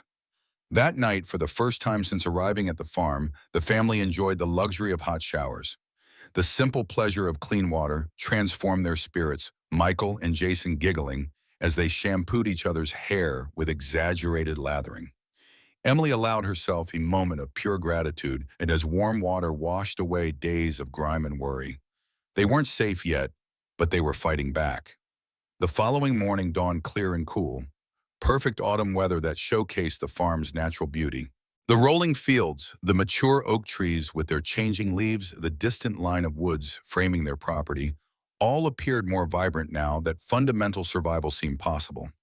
Emily left the boys with Harold and Betty after extracting promises to stay near the house and avoid the eastern section where the diamond samples had emerged. Dr. Schiff's residence proved to be a modest craftsman bungalow on the outskirts of Briarwood, its well-maintained garden suggesting both comfort and careful attention to detail. The man himself matched his home, neat, precise, with intelligent eyes that assessed Emily and her sample jar with immediate professional interest. Inside Schiff's home laboratory contained equipment Emily recognized from university geology departments, microscopes, spectrometers, precision scales, and specialized lighting systems. The retired gemologist worked with methodical focus, examining each stone under magnification before conducting more sophisticated tests involving light refraction and thermal conductivity. After nearly 2 hours of assessment, Schiff removed his specialized eyepiece and regarded Emily with new respect. These are genuine diamonds, no question, mostly industrial grade, suitable for drill bits and technical applications. But these three, he indicated the largest specimens, are gem quality with excellent clarity, small but valuable. Where exactly did you find them? Emily explained the circumstances, the property history, Margaret Sullivan's research, the recent well drilling that had brought the stones to the surface. She omitted specific location details, a caution Schiff seemed to appreciate given his knowing nod. Kimberlite pipe, he confirmed, examining geological photos Emily had brought from Margaret's files. Volcanic activity, millions of years ago, creating a conduit that brought diamonds up from the mantle. Relatively rare in this region, which explains why Sullivan wasn't taken seriously. The industry assumed diamonds here would be isolated specimens, not a commercial deposit. The valuation Schiff provided exceeded Emily's most optimistic estimates. The industrial-grade stones, while less valuable individually, collectively, represented several $1,000s. The gem-quality specimens, despite their small size, were worth significantly more due to their exceptional clarity, potentially $15,000 to $20,000 after cutting and certification. But these are just surface indicators, Schiff cautioned, returning the samples to Emily's jar. The real value lies in what might be below. A productive kimberlite pipe could contain millions in diamonds. That's what Prescott is after, Not your 43 acres of farmland, but what's beneath it. Armed with Schiff's written assessment and valuation, Emily returned to the farm with renewed determination. The immediate financial pressure could be alleviated by selling just a portion of their discovery, enough to address critical repairs, Michael's medication, and legal representation for the custody hearing. The greater value of the potential diamond deposit would require more time to properly establish, but at least they now had professional confirmation of what they were dealing with. Emily arrived home to find an unexpected scene. Robert's luxury sedan parked beside the house, her ex-husband standing on the porch, engaged in what appeared to be a heated discussion with Harold. The boys were nowhere in sight, sending a spike of panic through Emily as she parked hastily and rushed toward the confrontation. Harold's weathered face was set in lines of stubborn resistance, his posture suggesting he had positioned himself as a barrier between Robert and the house entrance. "Uninvited visitors aren't welcome here," the older man was saying, arms crossed firmly across his chest. Robert's response dripped with condescension. "I'm not a visitor. I'm their father, and I have every right to see my sons. If Emily's delegated childcare to the local help, that's just more evidence for Tuesday's hearing." Emily intercepted before Harold could respond, her voice carefully controlled despite the anger flooding her system. "Robert, this was not your scheduled visitation day. Mr. Parker is a friend who graciously offered to watch the boys while I attended to business. If you wanted to see Michael and Jason, the appropriate approach would have been to call first." The familiar pattern of their marital conflicts immediately reasserted itself. Robert positioning himself as the reasonable party concerned only for the children's welfare, Emily cast as disorganized and emotional. But something had shifted in the power dynamic. Standing on her own property with tangible progress, visible in the functioning well and repaired roof, Emily found herself less susceptible to his manipulative tactics. Their verbal sparring drew the attention of the twins, who emerged cautiously from the barn, where Betty had apparently taken them when Robert arrived unannounced. Michael ran to Emily immediately, wrapping thin arms around her waist. Jason approached more slowly, his expression conflicted as he looked between his parents. Robert shifted strategies, crouching to the boys' level, with a smile that showcased the charm that had once captivated Emily. "Hey, champs, just thought I'd surprise you, maybe take you for ice cream. Your mom's been so busy with this project. I figured you could use a break." Before Emily could intervene, Jason spoke up with unexpected firmness. "We're helping fix our home, Dad. Mr. Harold showed me how to hammer roof nails the right way, and Tom let me help install the water pump. I can't go for ice cream. I promised to help with the porch railings this afternoon." Michael nodded in agreement, though he remained partially hidden behind Emily, his natural shyness amplified by the tension between his parents. "I'm the tool runner. It's important." The simple declaration of purpose from her children, their pride in contributing to their home's restoration, their sense of belonging to this place despite its challenges, struck Emily with unexpected emotional force. In just a few days, a dilapidated farm had given her boys something Robert's wealth never had: meaningful work, and the satisfaction of building something together. Robert recovered quickly, his expression shifting to concern as Michael's breathing audibly tightened. Stress often triggered his asthma symptoms. "That wheeze doesn't sound good. Do you have your medication?" Emily felt a stab of guilt and worry. The prescription had run out days ago, and refilling it had been postponed by more immediate survival concerns. Now, watching her son struggle for breath, those priorities realigned with painful clarity. Robert pressed his advantage voice low, but carrying clearly to Harold and Betty. "This is exactly what I'm talking about, Emily. Basic medical necessities neglected while you play pioneer woman." His hand extended, palm up. "Give me his prescription information. I'll have it filled immediately and bring it back. Unless you'd prefer he suffer to prove your point." The familiar mixture of genuine concern for his children and tactical manipulation of the situation was pure Robert. Emily recognized the pattern but found herself with limited options. Michael needed his medication regardless of who provided it. From her pocket, Emily withdrew Dr. Schiff's envelope containing the diamond assessment. "Robert, there are a lot of things you don't understand about our situation. This farm isn't some impulsive mistake. It has real value, including these." She removed one of the gem-quality stones, holding it up between thumb and forefinger, where it caught the afternoon light. Robert's expression shifted from dismissive to startled. "Is that a diamond?" "One of several we found on the property. I've just come from having them professionally evaluated." Before Robert could respond, Emily continued, "I'll text you Michael's prescription details. While you're getting that filled, I'll be arranging to sell enough of these to cover immediate expenses, including proper legal representation for Tuesday's hearing." The shift in power dynamics was subtle but unmistakable. Robert's certainty faltered, calculations visibly running behind his eyes as he reassessed both Emily's position and his own strategy. Before he could formulate a response, another vehicle appeared on the driveway, a county sheriff's car, its light bar inactive, but its presence immediately commanding attention. The deputy who emerged was the same officer who had delivered the custody hearing papers days earlier. His expression suggested this was not a social call. "Ms. Wilson, I have a court order here authorizing inspection of the property for the upcoming custody hearing." Judge Watson expedited the request this morning. Emily accepted the document with steady hands, though internally her thoughts raced.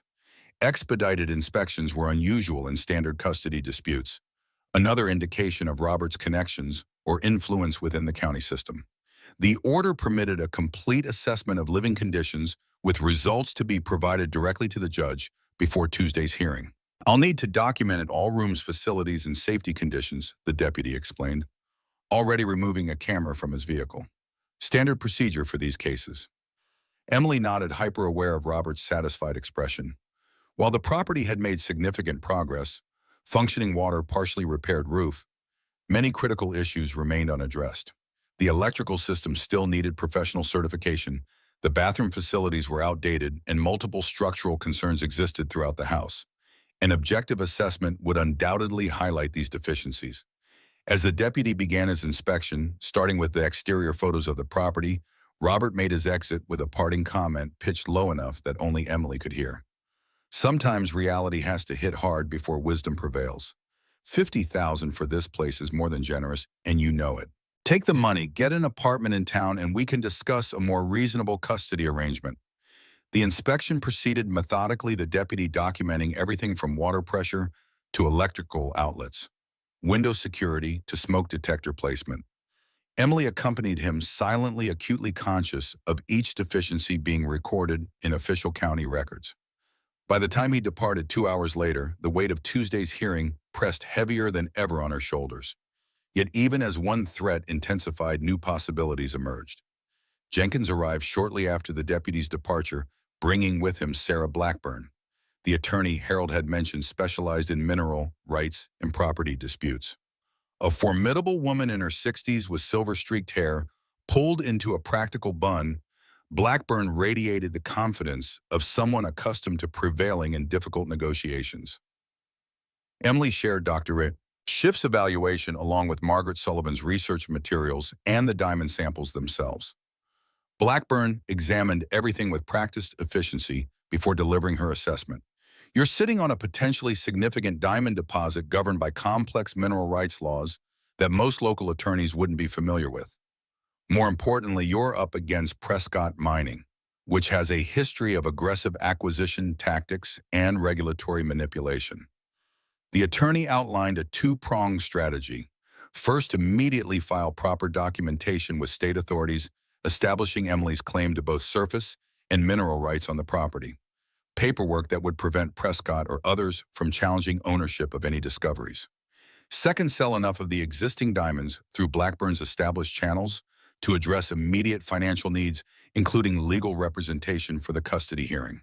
These immediate actions would buy time for the more complex process of properly assessing the diamond deposit's full extent and value, work that would require geological surveys and test drilling beyond their current resources. For now, the priority was securing their legal position and addressing the custody threat. By evening, Blackburn had drafted the necessary mineral rights documentation and arranged for a legitimate buyer to examine their diamonds the following day.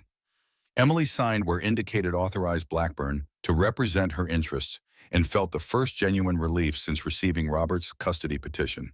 They had a path forward, difficult and uncertain, but at least professionally guided. As darkness fell over the farm, Emily sat on the porch steps with Michael and Jason, watching the first stars appear in the clear autumn sky.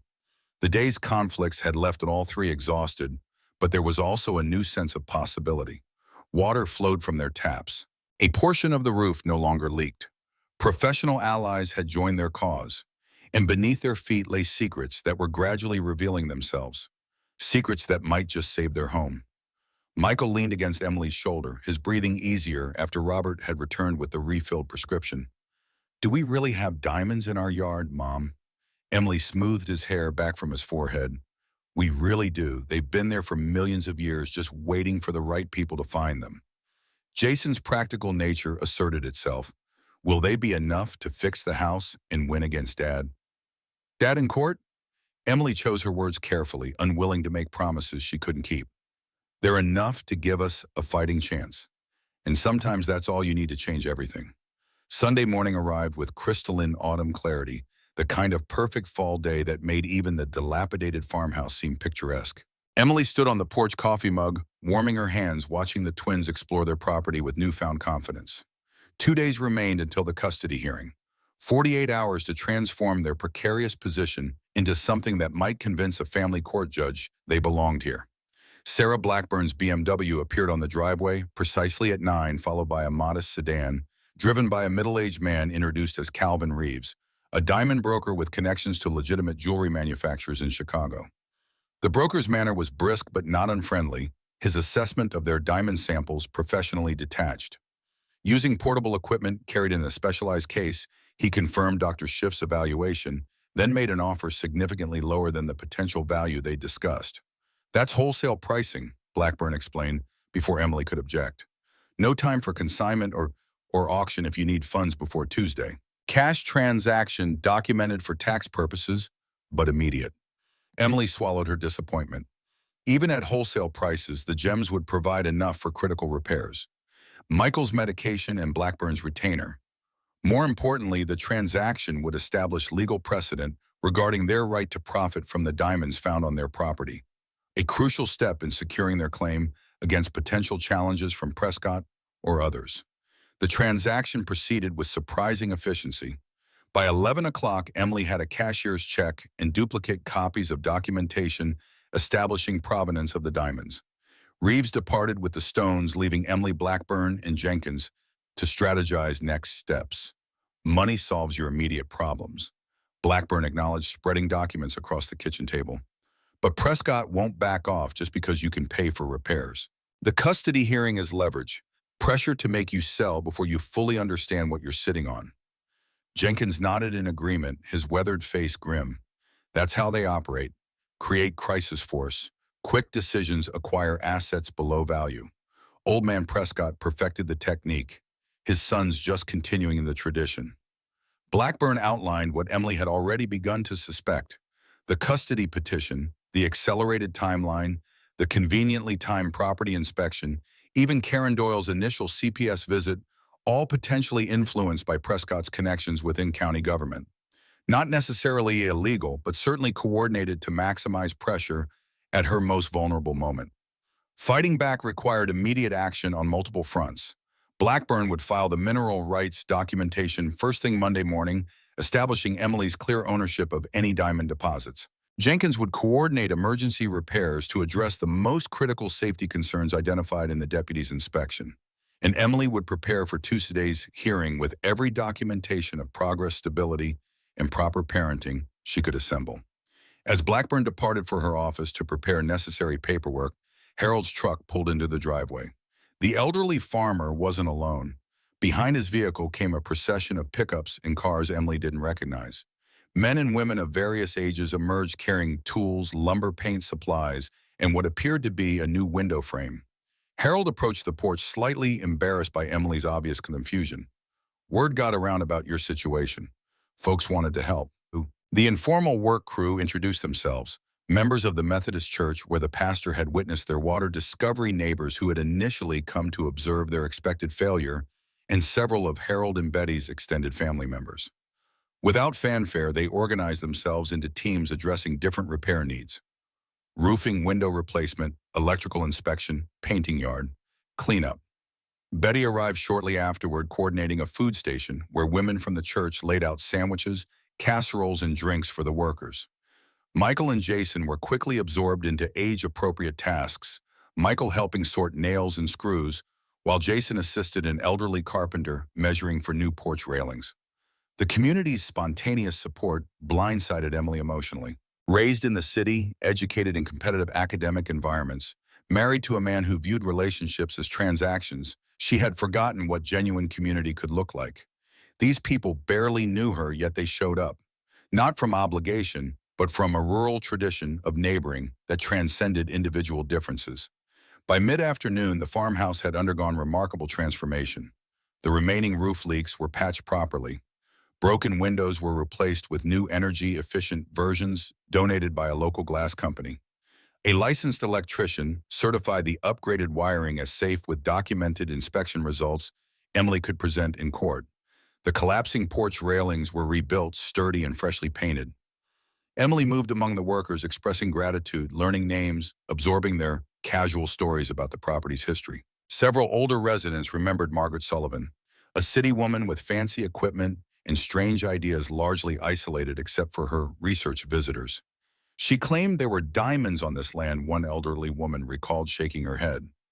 Everyone thought she'd lost her mind. Then one day she was just gone, sold up and disappeared overnight.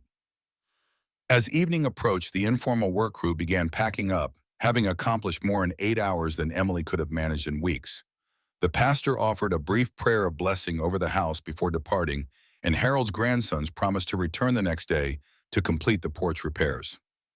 Emily stood with the twins in the deepening twilight, waving goodbye to people who had been strangers that morning, but now felt inexplicably connected to their fate. The farmhouse, while still far from perfect, had been transformed from actively dangerous to fundamentally sound. TPS would find functioning utilities, secure entry points, safe electrical systems, and proper smoke detectors, all documented by licensed professionals. Robert's custody petition had lost its most damning evidence. Whatever happened Tuesday, Emily had fought back with everything she had. Monday dawned with renewed purpose. Emily rose early, compiled all documentation of repairs and improvements, and prepared the boys for school, their first day attending the rural district school 15 miles from the farm. Harold and Betty had arranged carpooling with neighbors, solving the immediate transportation challenge. While the twins attended classes, Emily implemented the next phase of their defensive strategy. Sarah Blackburn filed the mineral rights documentation with state authorities, establishing clear ownership of any resources discovered on the property. Jenkins returned with specialized equipment to collect and document additional diamond samples from the area around the well drilling site, creating a preliminary survey of the potential deposit. By afternoon, Emily had assembled a comprehensive presentation for the custody hearing, photographs documenting the property's transformation, professional certifications of safety improvements, character references from new neighbors, and school registration confirming the boys' educational continuity. Not perfect, perhaps, but substantial evidence of responsible parenting and stable living conditions. As she organized these materials at the kitchen table, a sheriff's vehicle appeared on the driveway. Emily's stomach clenched, anticipating another inspection or legal maneuver from Robert. Instead, the deputy delivered an unexpected document, a temporary restraining order prohibiting any mining, excavation, or mineral extraction activities on the Sullivan Farm property, effective immediately with violations punishable by significant fines. The order, issued by Judge Watson, the same judge presiding over tomorrow's custody hearing, cited potential environmental concerns requiring assessment before any activities could proceed. The plaintiff was listed as Prescott Mining and Development, claiming their adjacent quarry operations could be compromised by unregulated excavation on neighboring properties. Emily immediately called Blackburn, who reviewed the order with growing indignation. This is textbook Prescott manipulation. They're trying to freeze any documentation of the diamond deposit until after the custody hearing. Without proof of the deposit's value, your long-term financial stability remains questionable from the court's perspective. More disturbing was the timing. Judge Watson had issued the order that morning before Blackburn had even filed Emily's mineral rights documentation. The coordination suggested exactly the kind of influence within the county legal system they had feared. Prescott had sources inside the courthouse alerting him to their planned filings before they occurred. Can we fight it? Emily paced the kitchen, phone pressed to her ear, watching through the window as the deputy photographed the well drilling equipment still positioned on their property.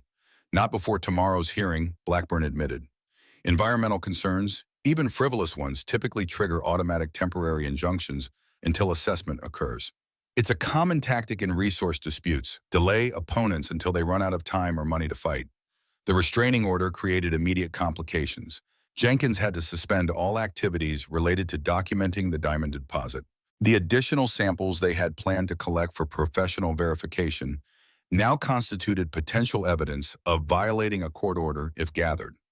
Most critically, their ability to demonstrate the property's true value, and thus Emily's financial stability, was severely restricted just hours before the custody hearing. Emily updated Harold when he arrived to complete the porch repairs, explaining their new legal constraints. The elderly farmer's weathered face darkened with understanding. Prescott's playing a familiar game. Tie you up in court while pressuring you to sell. They're betting you'll fold rather than fight a prolonged legal battle with custody at stake. As Harold spoke, another vehicle appeared on the driveway.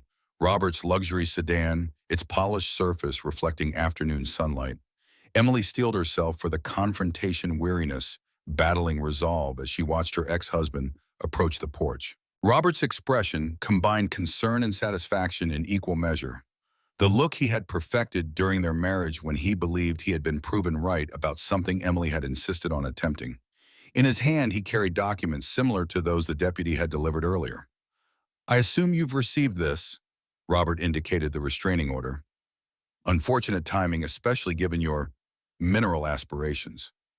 Emily maintained a neutral expression despite the anger flaring beneath her composure. "Environmental concerns from a company operating limestone quarries? That's transparently tactical, Robert, and you know it." Robert's smile didn't reach his eyes. "The legal system has procedures, Emily. If you've actually found something valuable, it will still be there after proper assessment. In the meantime," he extended an envelope, "William Prescott has authorized me to increase his offer to $75,000. Clean break, no regulatory complications funds available immediately." The escalating offers tracked with their increasing discoveries. 25,000 before water, 50,000 after water, now 75,000 after diamonds. Each figure represented what Prescott believed was the minimum required to tempt someone in desperate circumstances while remaining a fraction of the property's potential value. That Robert was now acting as Prescott's direct agent confirmed what Emily had begun to suspect. Their adversaries were coordinating efforts. "I'll see you in court tomorrow, Robert."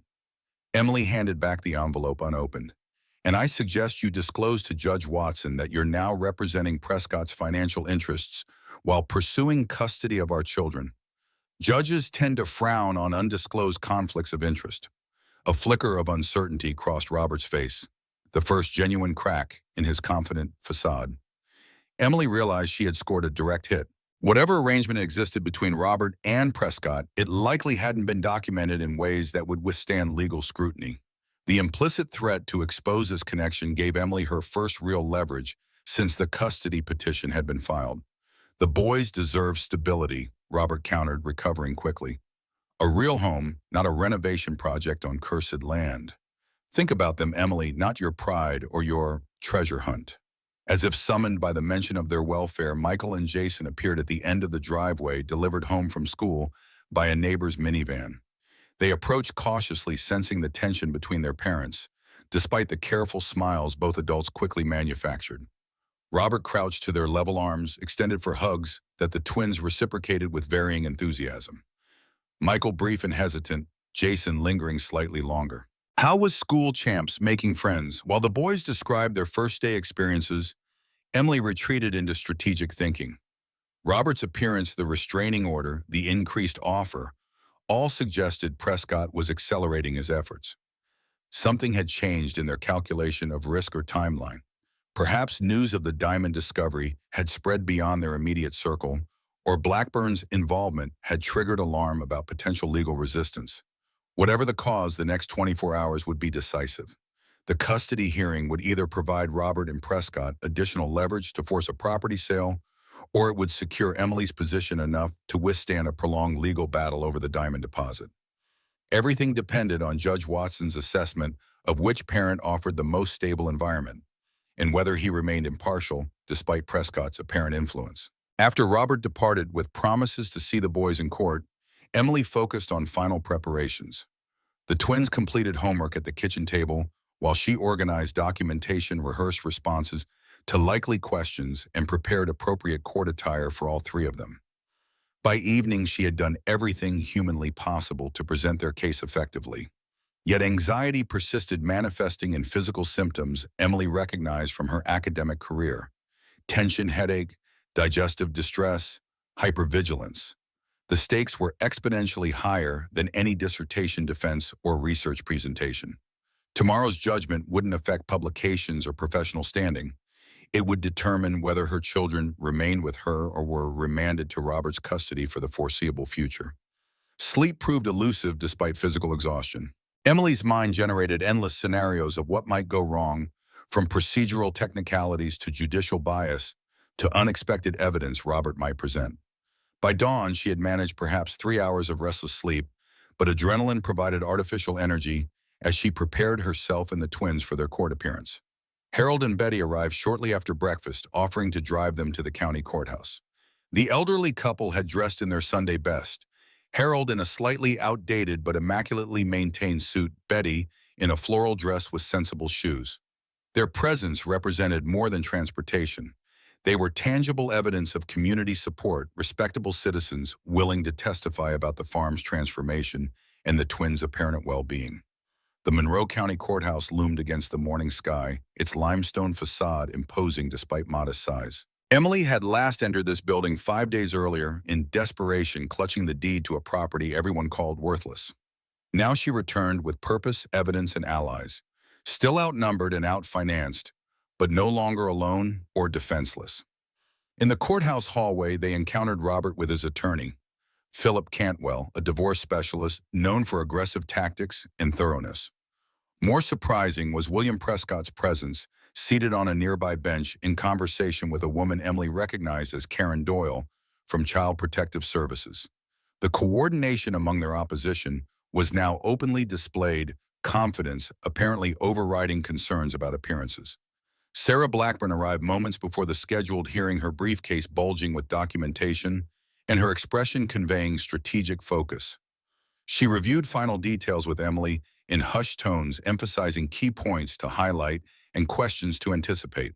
Though specialized in mineral rights rather than family law, Blackburn had clearly prepared extensively for this hearing, understanding its pivotal role in the larger property dispute.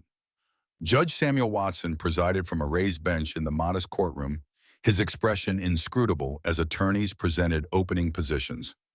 60-ish, with steel gray hair and wire-rimmed glasses, he projected neither warmth nor hostility, just professional detachment as he reviewed the case particulars.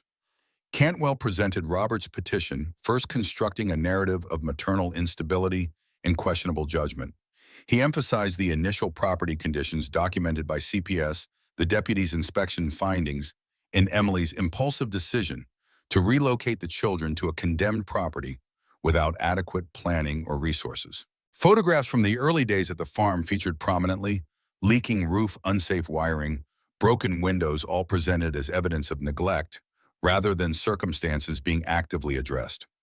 More troubling was Cantwell's characterization of Emily's motivations, describing her as increasingly fixated on fantastical mineral discoveries rather than addressing her children's basic needs.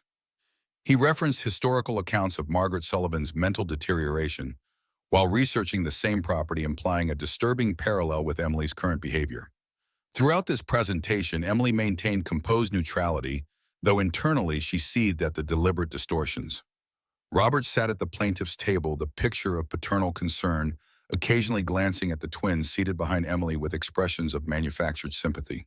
Prescott observed from the gallery, his presence unofficially influencing proceedings through subtle psychological pressure. When Blackburn rose to present Emily's response, the dynamic shifted perceptibly. Rather than defensively addressing Cantwell's accusations, she constructed an alternative narrative focused on determination, progress, and community integration. Recent photographs of the renovated farmhouse contrasted sharply with those presented earlier. Certifications from licensed professionals documented safety improvements.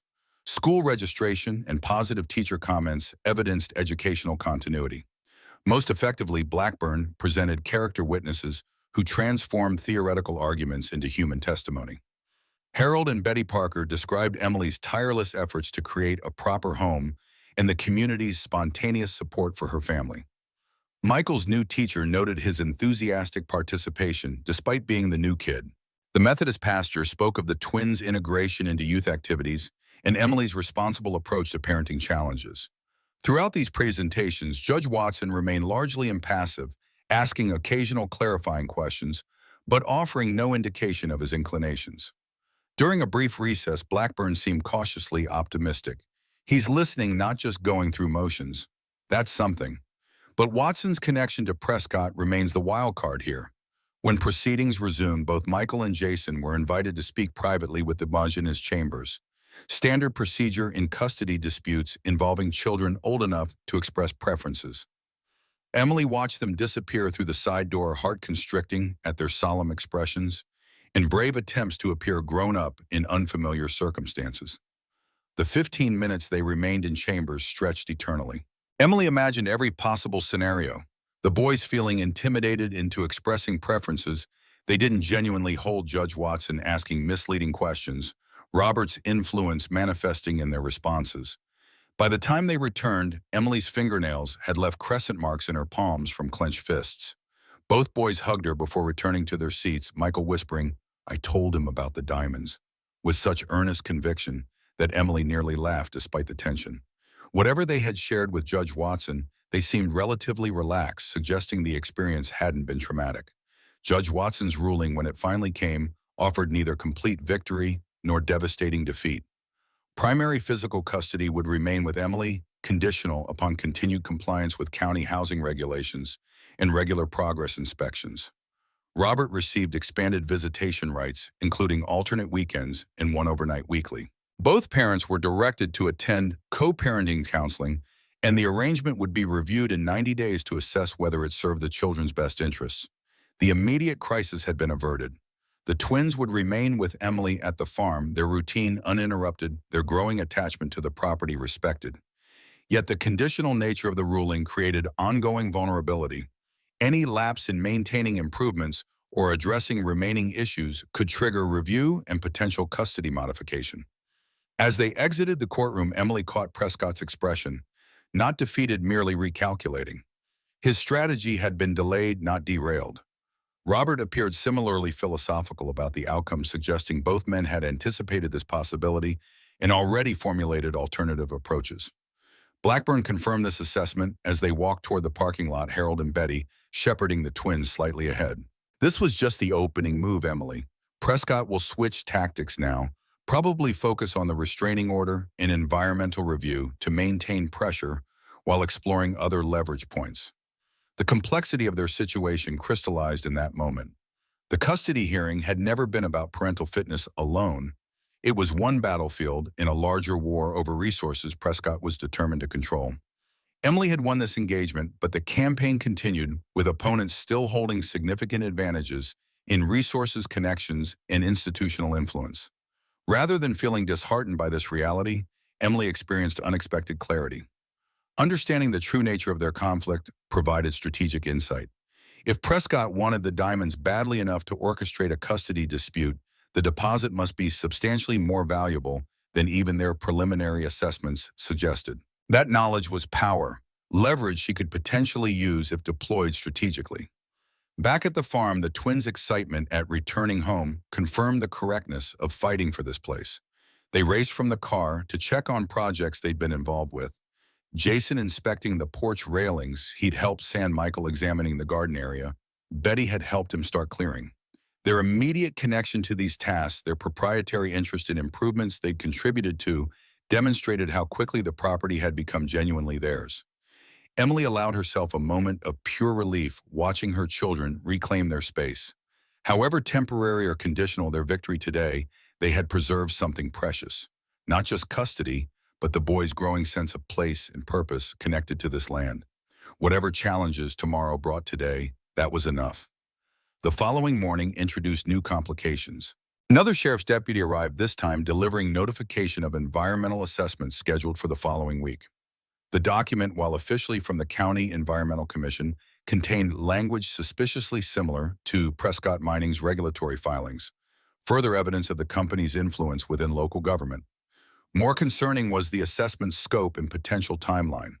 Soil testing, groundwater analysis, habitat surveys, comprehensive evaluations that would take weeks to complete and potentially months to process through regulatory channels.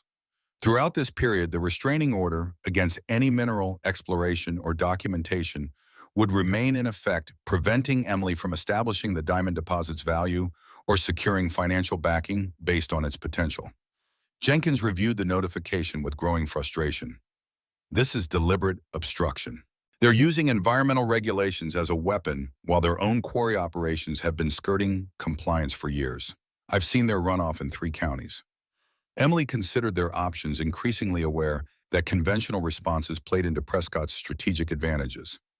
Legal challenges to the environmental review would be expensive, time-consuming, and ultimately adjudicated by the same local authorities, already demonstrating alignment with Prescott's interests.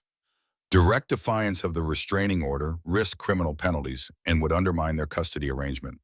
Selling under pressure would forfeit the property's true value and validate Prescott's tactics. An alternative approach crystallized, one that bypassed Prescott's carefully constructed constraints. If they couldn't legally document the diamond deposit themselves during the environmental review period, perhaps someone else already had.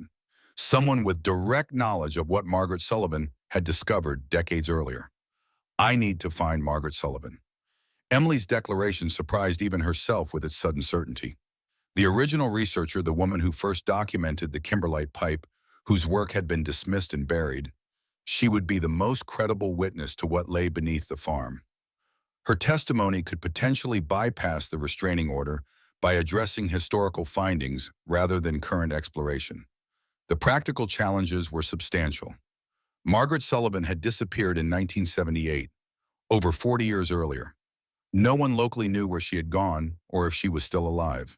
Any public records would be limited by technology of the era before digital databases and social media made people findable with a few keystrokes. Yet Emily felt instinctive certainty that finding Margaret was their best strategy. The woman's hidden laboratory, meticulously preserved research, and warning letter all suggested someone who had been silenced, but not defeated. Forced to retreat, but not surrender.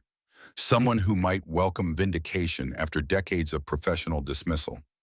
Jenkins supported the approach, offering what limited information he had about Margaret from the period before her disappearance. She'd come from somewhere in New England, Massachusetts possibly, with academic credentials and family money that had funded her independent research.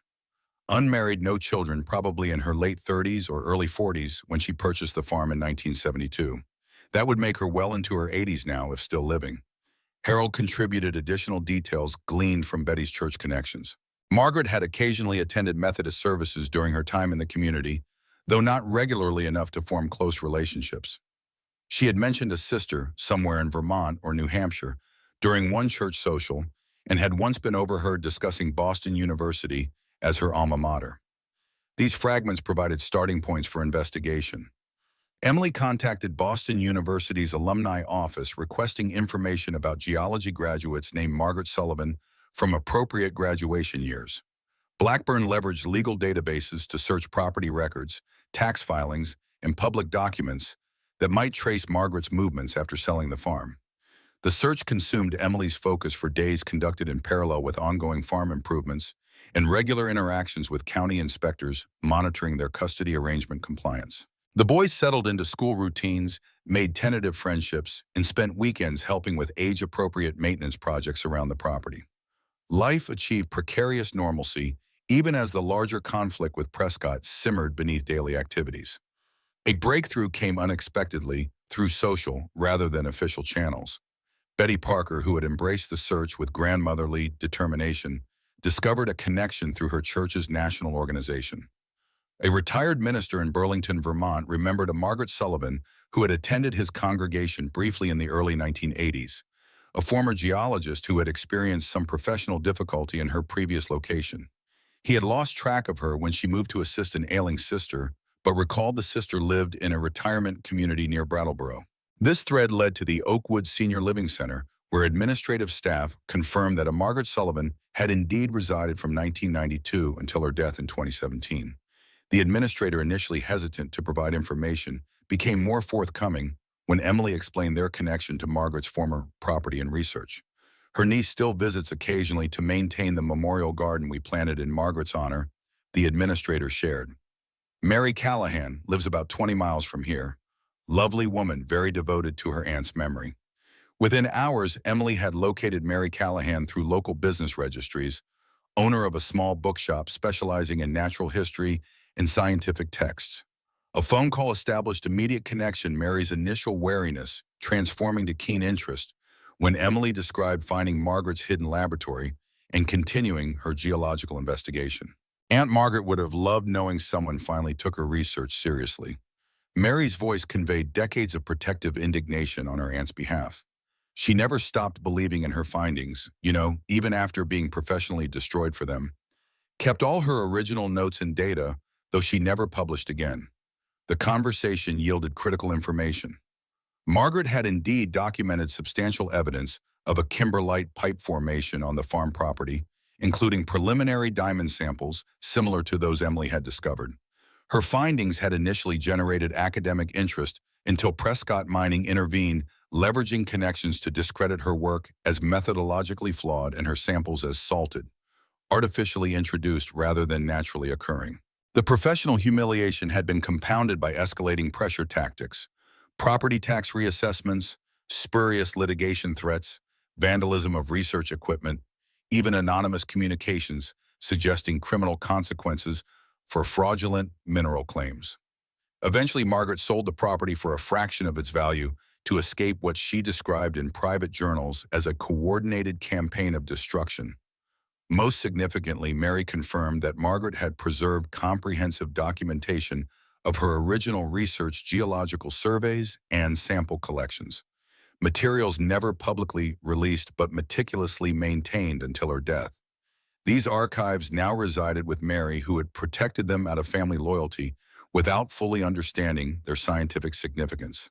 Would you be willing to share those materials? Emily tried, controlling the desperate hope in her voice. They could be crucial not just for historical vindication, but for an ongoing legal dispute with Prescott Mining over the same property and findings. Mary's response exceeded all expectations. I'll do better than share them. I'll bring them to you along with Aunt Margaret's personal testimony about what happened. She made a video deposition before she died, her story recorded in case the truth ever had a chance to come out. The revelation of a video deposition transformed their strategic landscape. If Margaret had indeed created a sworn record of her findings in the pressure campaign against her, it could potentially bypass current restrictions on new exploration.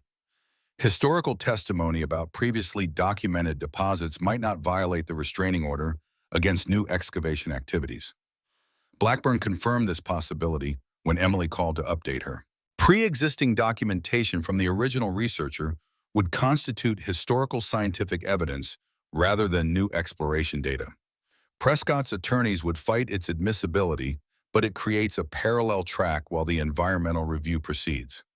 Emily shared the developments with Jenkins and the Parkers, their impromptu strategy team expanding to include these trusted allies. While they couldn't prevent the environmental assessment or challenge the restraining order directly, Margaret's archives might provide enough credible evidence to interest legitimate mining companies or investors, potential counterweights to Prescott's local influence. As preparations advanced for Mary Callahan's visit the following week, Prescott initiated another pressure tactic. A formal notice arrived from Monroe County Tax Assessor's Office indicating reassessment based on mineral potential that increased the property's tax valuation by 3,000%. The accompanying tax bill would come due within 30 days with penalties for non-payment, including potential property seizure. The parallels with tactics used against Margaret decades earlier were unmistakable. Unable to force immediate sale through the custody challenge, Prescott was leveraging county tax authorities to create financial pressure too extreme for Emily to withstand. Even with proceeds from their initial diamond sale, the inflated tax bill exceeded their available resources by a significant margin. Blackburn immediately filed challenges to the reassessment, citing procedural irregularities and lack of properly documented valuation methodology. However, such appeals typically took months to resolve, time during which penalties and interest would accumulate if the original amount remained unpaid. The strategy was clear: create unsustainable financial obligations that force property sale regardless of ongoing legal proceedings. Rather than discouraging Emily, these escalating tactics reinforced her determination. Each new pressure attempt confirmed the property's value exceeded even their most optimistic estimates. Prescott wouldn't deploy such resources against a marginal asset. The diamond deposit must be substantial enough to justify increasingly aggressive acquisition methods. This realization transformed Emily's strategic thinking. She began viewing the conflict not as desperate defense against overwhelming opposition, but as negotiation leverage she hadn't yet fully utilized. If Prescott wanted the diamonds this badly, perhaps the solution wasn't fighting at his every move, but redirecting his approach toward more equitable terms. Before acting on this insight, Emily needed Margaret's archives to strengthen her position. Mary Callahan was scheduled to arrive in 3 days, bringing decades of research documentation and the video deposition that might finally expose Prescott's historical tactics. With those materials as foundation, Emily could potentially approach the conflict from a position of greater strength. The weekend brought unexpected developments. Robert arrived for his court-mandated visitation with the twins, his demeanor noticeably different. Less confrontational, more contemplative. After initial awkwardness, he requested a private conversation while the boys explored the property improvements they were eager to show him. "Something's changed between you and Prescott." Emily observed once they were alone on the porch, Robert's discomfort confirming her assessment before he spoke. He wasn't entirely forthcoming about his intentions for this property. Robert admitted gaze fixed on the distant tree line rather than meeting Emily's eyes. "I was told this was about access roads for existing quarry operations, not whatever's really happening." Emily studied her ex-husband with new perspective. Despite their marital failures, Robert had always maintained certain professional ethics. His legal practice specialized in corporate law, occasionally gray in its interpretations, but never crossing into territory that might jeopardize his bar membership or reputation. Prescott's increasingly questionable tactics apparently exceeded Robert's comfort threshold. "What triggered your concerns?" Emily kept her tone neutral, neither accusatory nor eager. Robert hesitated, weighing conflicting loyalties. Questions came up during the tax reassessment process. Procedures that weren't followed, valuations based on non-public information. When I asked for documentation to ensure everything was legally defensible, I was discouraged from pursuing those questions. The admission revealed fractures in the opposition alliance Emily hadn't anticipated. Robert's legal training had identified potential liabilities in Prescott's methods, creating conflict between short-term objectives and long-term professional risk. This vulnerability might be leveraged if approached carefully. Their conversation continued cautiously, neither fully trusting the other's motives, but finding unexpected common ground in concerns about Prescott's tactics. Robert stopped short of offering direct assistance, but his parting comments suggested shifted priorities. "The boys seemed settled here, more than I expected." After Robert departed with the twins for their overnight visit, Emily updated Jenkins about this potential realignment. The older man received the information with cautious optimism, noting that divided opposition improved their strategic position but didn't eliminate fundamental challenges. "The equation is changing," Jenkins acknowledged, helping Emily repair a section of barn door hinge that had worked loose. Prescott expected quick capitulation. Now he's facing extended conflict with increasing complications. Margaret's archives, your ex-husband's legal concerns, community support you've built, makes his straightforward acquisition strategy more problematic. The following day brought further indication of Prescott's recalculation. William Prescott himself arrived unannounced, his luxury SUV looking incongruous beside the farm equipment now scattered around the property. Unlike previous visits, he came without entourage or legal representatives, a private approach suggesting adjusted his strategy. Emily received him on the porch, maintaining physical advantage of higher ground, while Jenkins continued working within earshot, presence providing both witness and symbolic support. Prescott's expression combined calculation and frustrated admiration as he surveyed the property's transformation since his first visit. "You've accomplished impressive improvements in limited time," he acknowledged, the compliment wrapped in subtle condescension. "But you're facing unsustainable challenges: tax reassessment, environmental review, ongoing regulatory compliance. all requiring resources beyond what a few small diamonds can provide. Emily allowed silence to stretch uncomfortably, recognizing the negotiation tactic of filling conversational void with concessions. Prescott eventually continued presenting what he clearly considered a generous revised offer: $150,000 for the property, immediate cash transaction with relocation assistance, and considerations regarding the tax reassessment issue. The figure represented significant escalation from previous offers, yet remained insultingly inadequate, given what they now understood about the diamond deposit's potential value.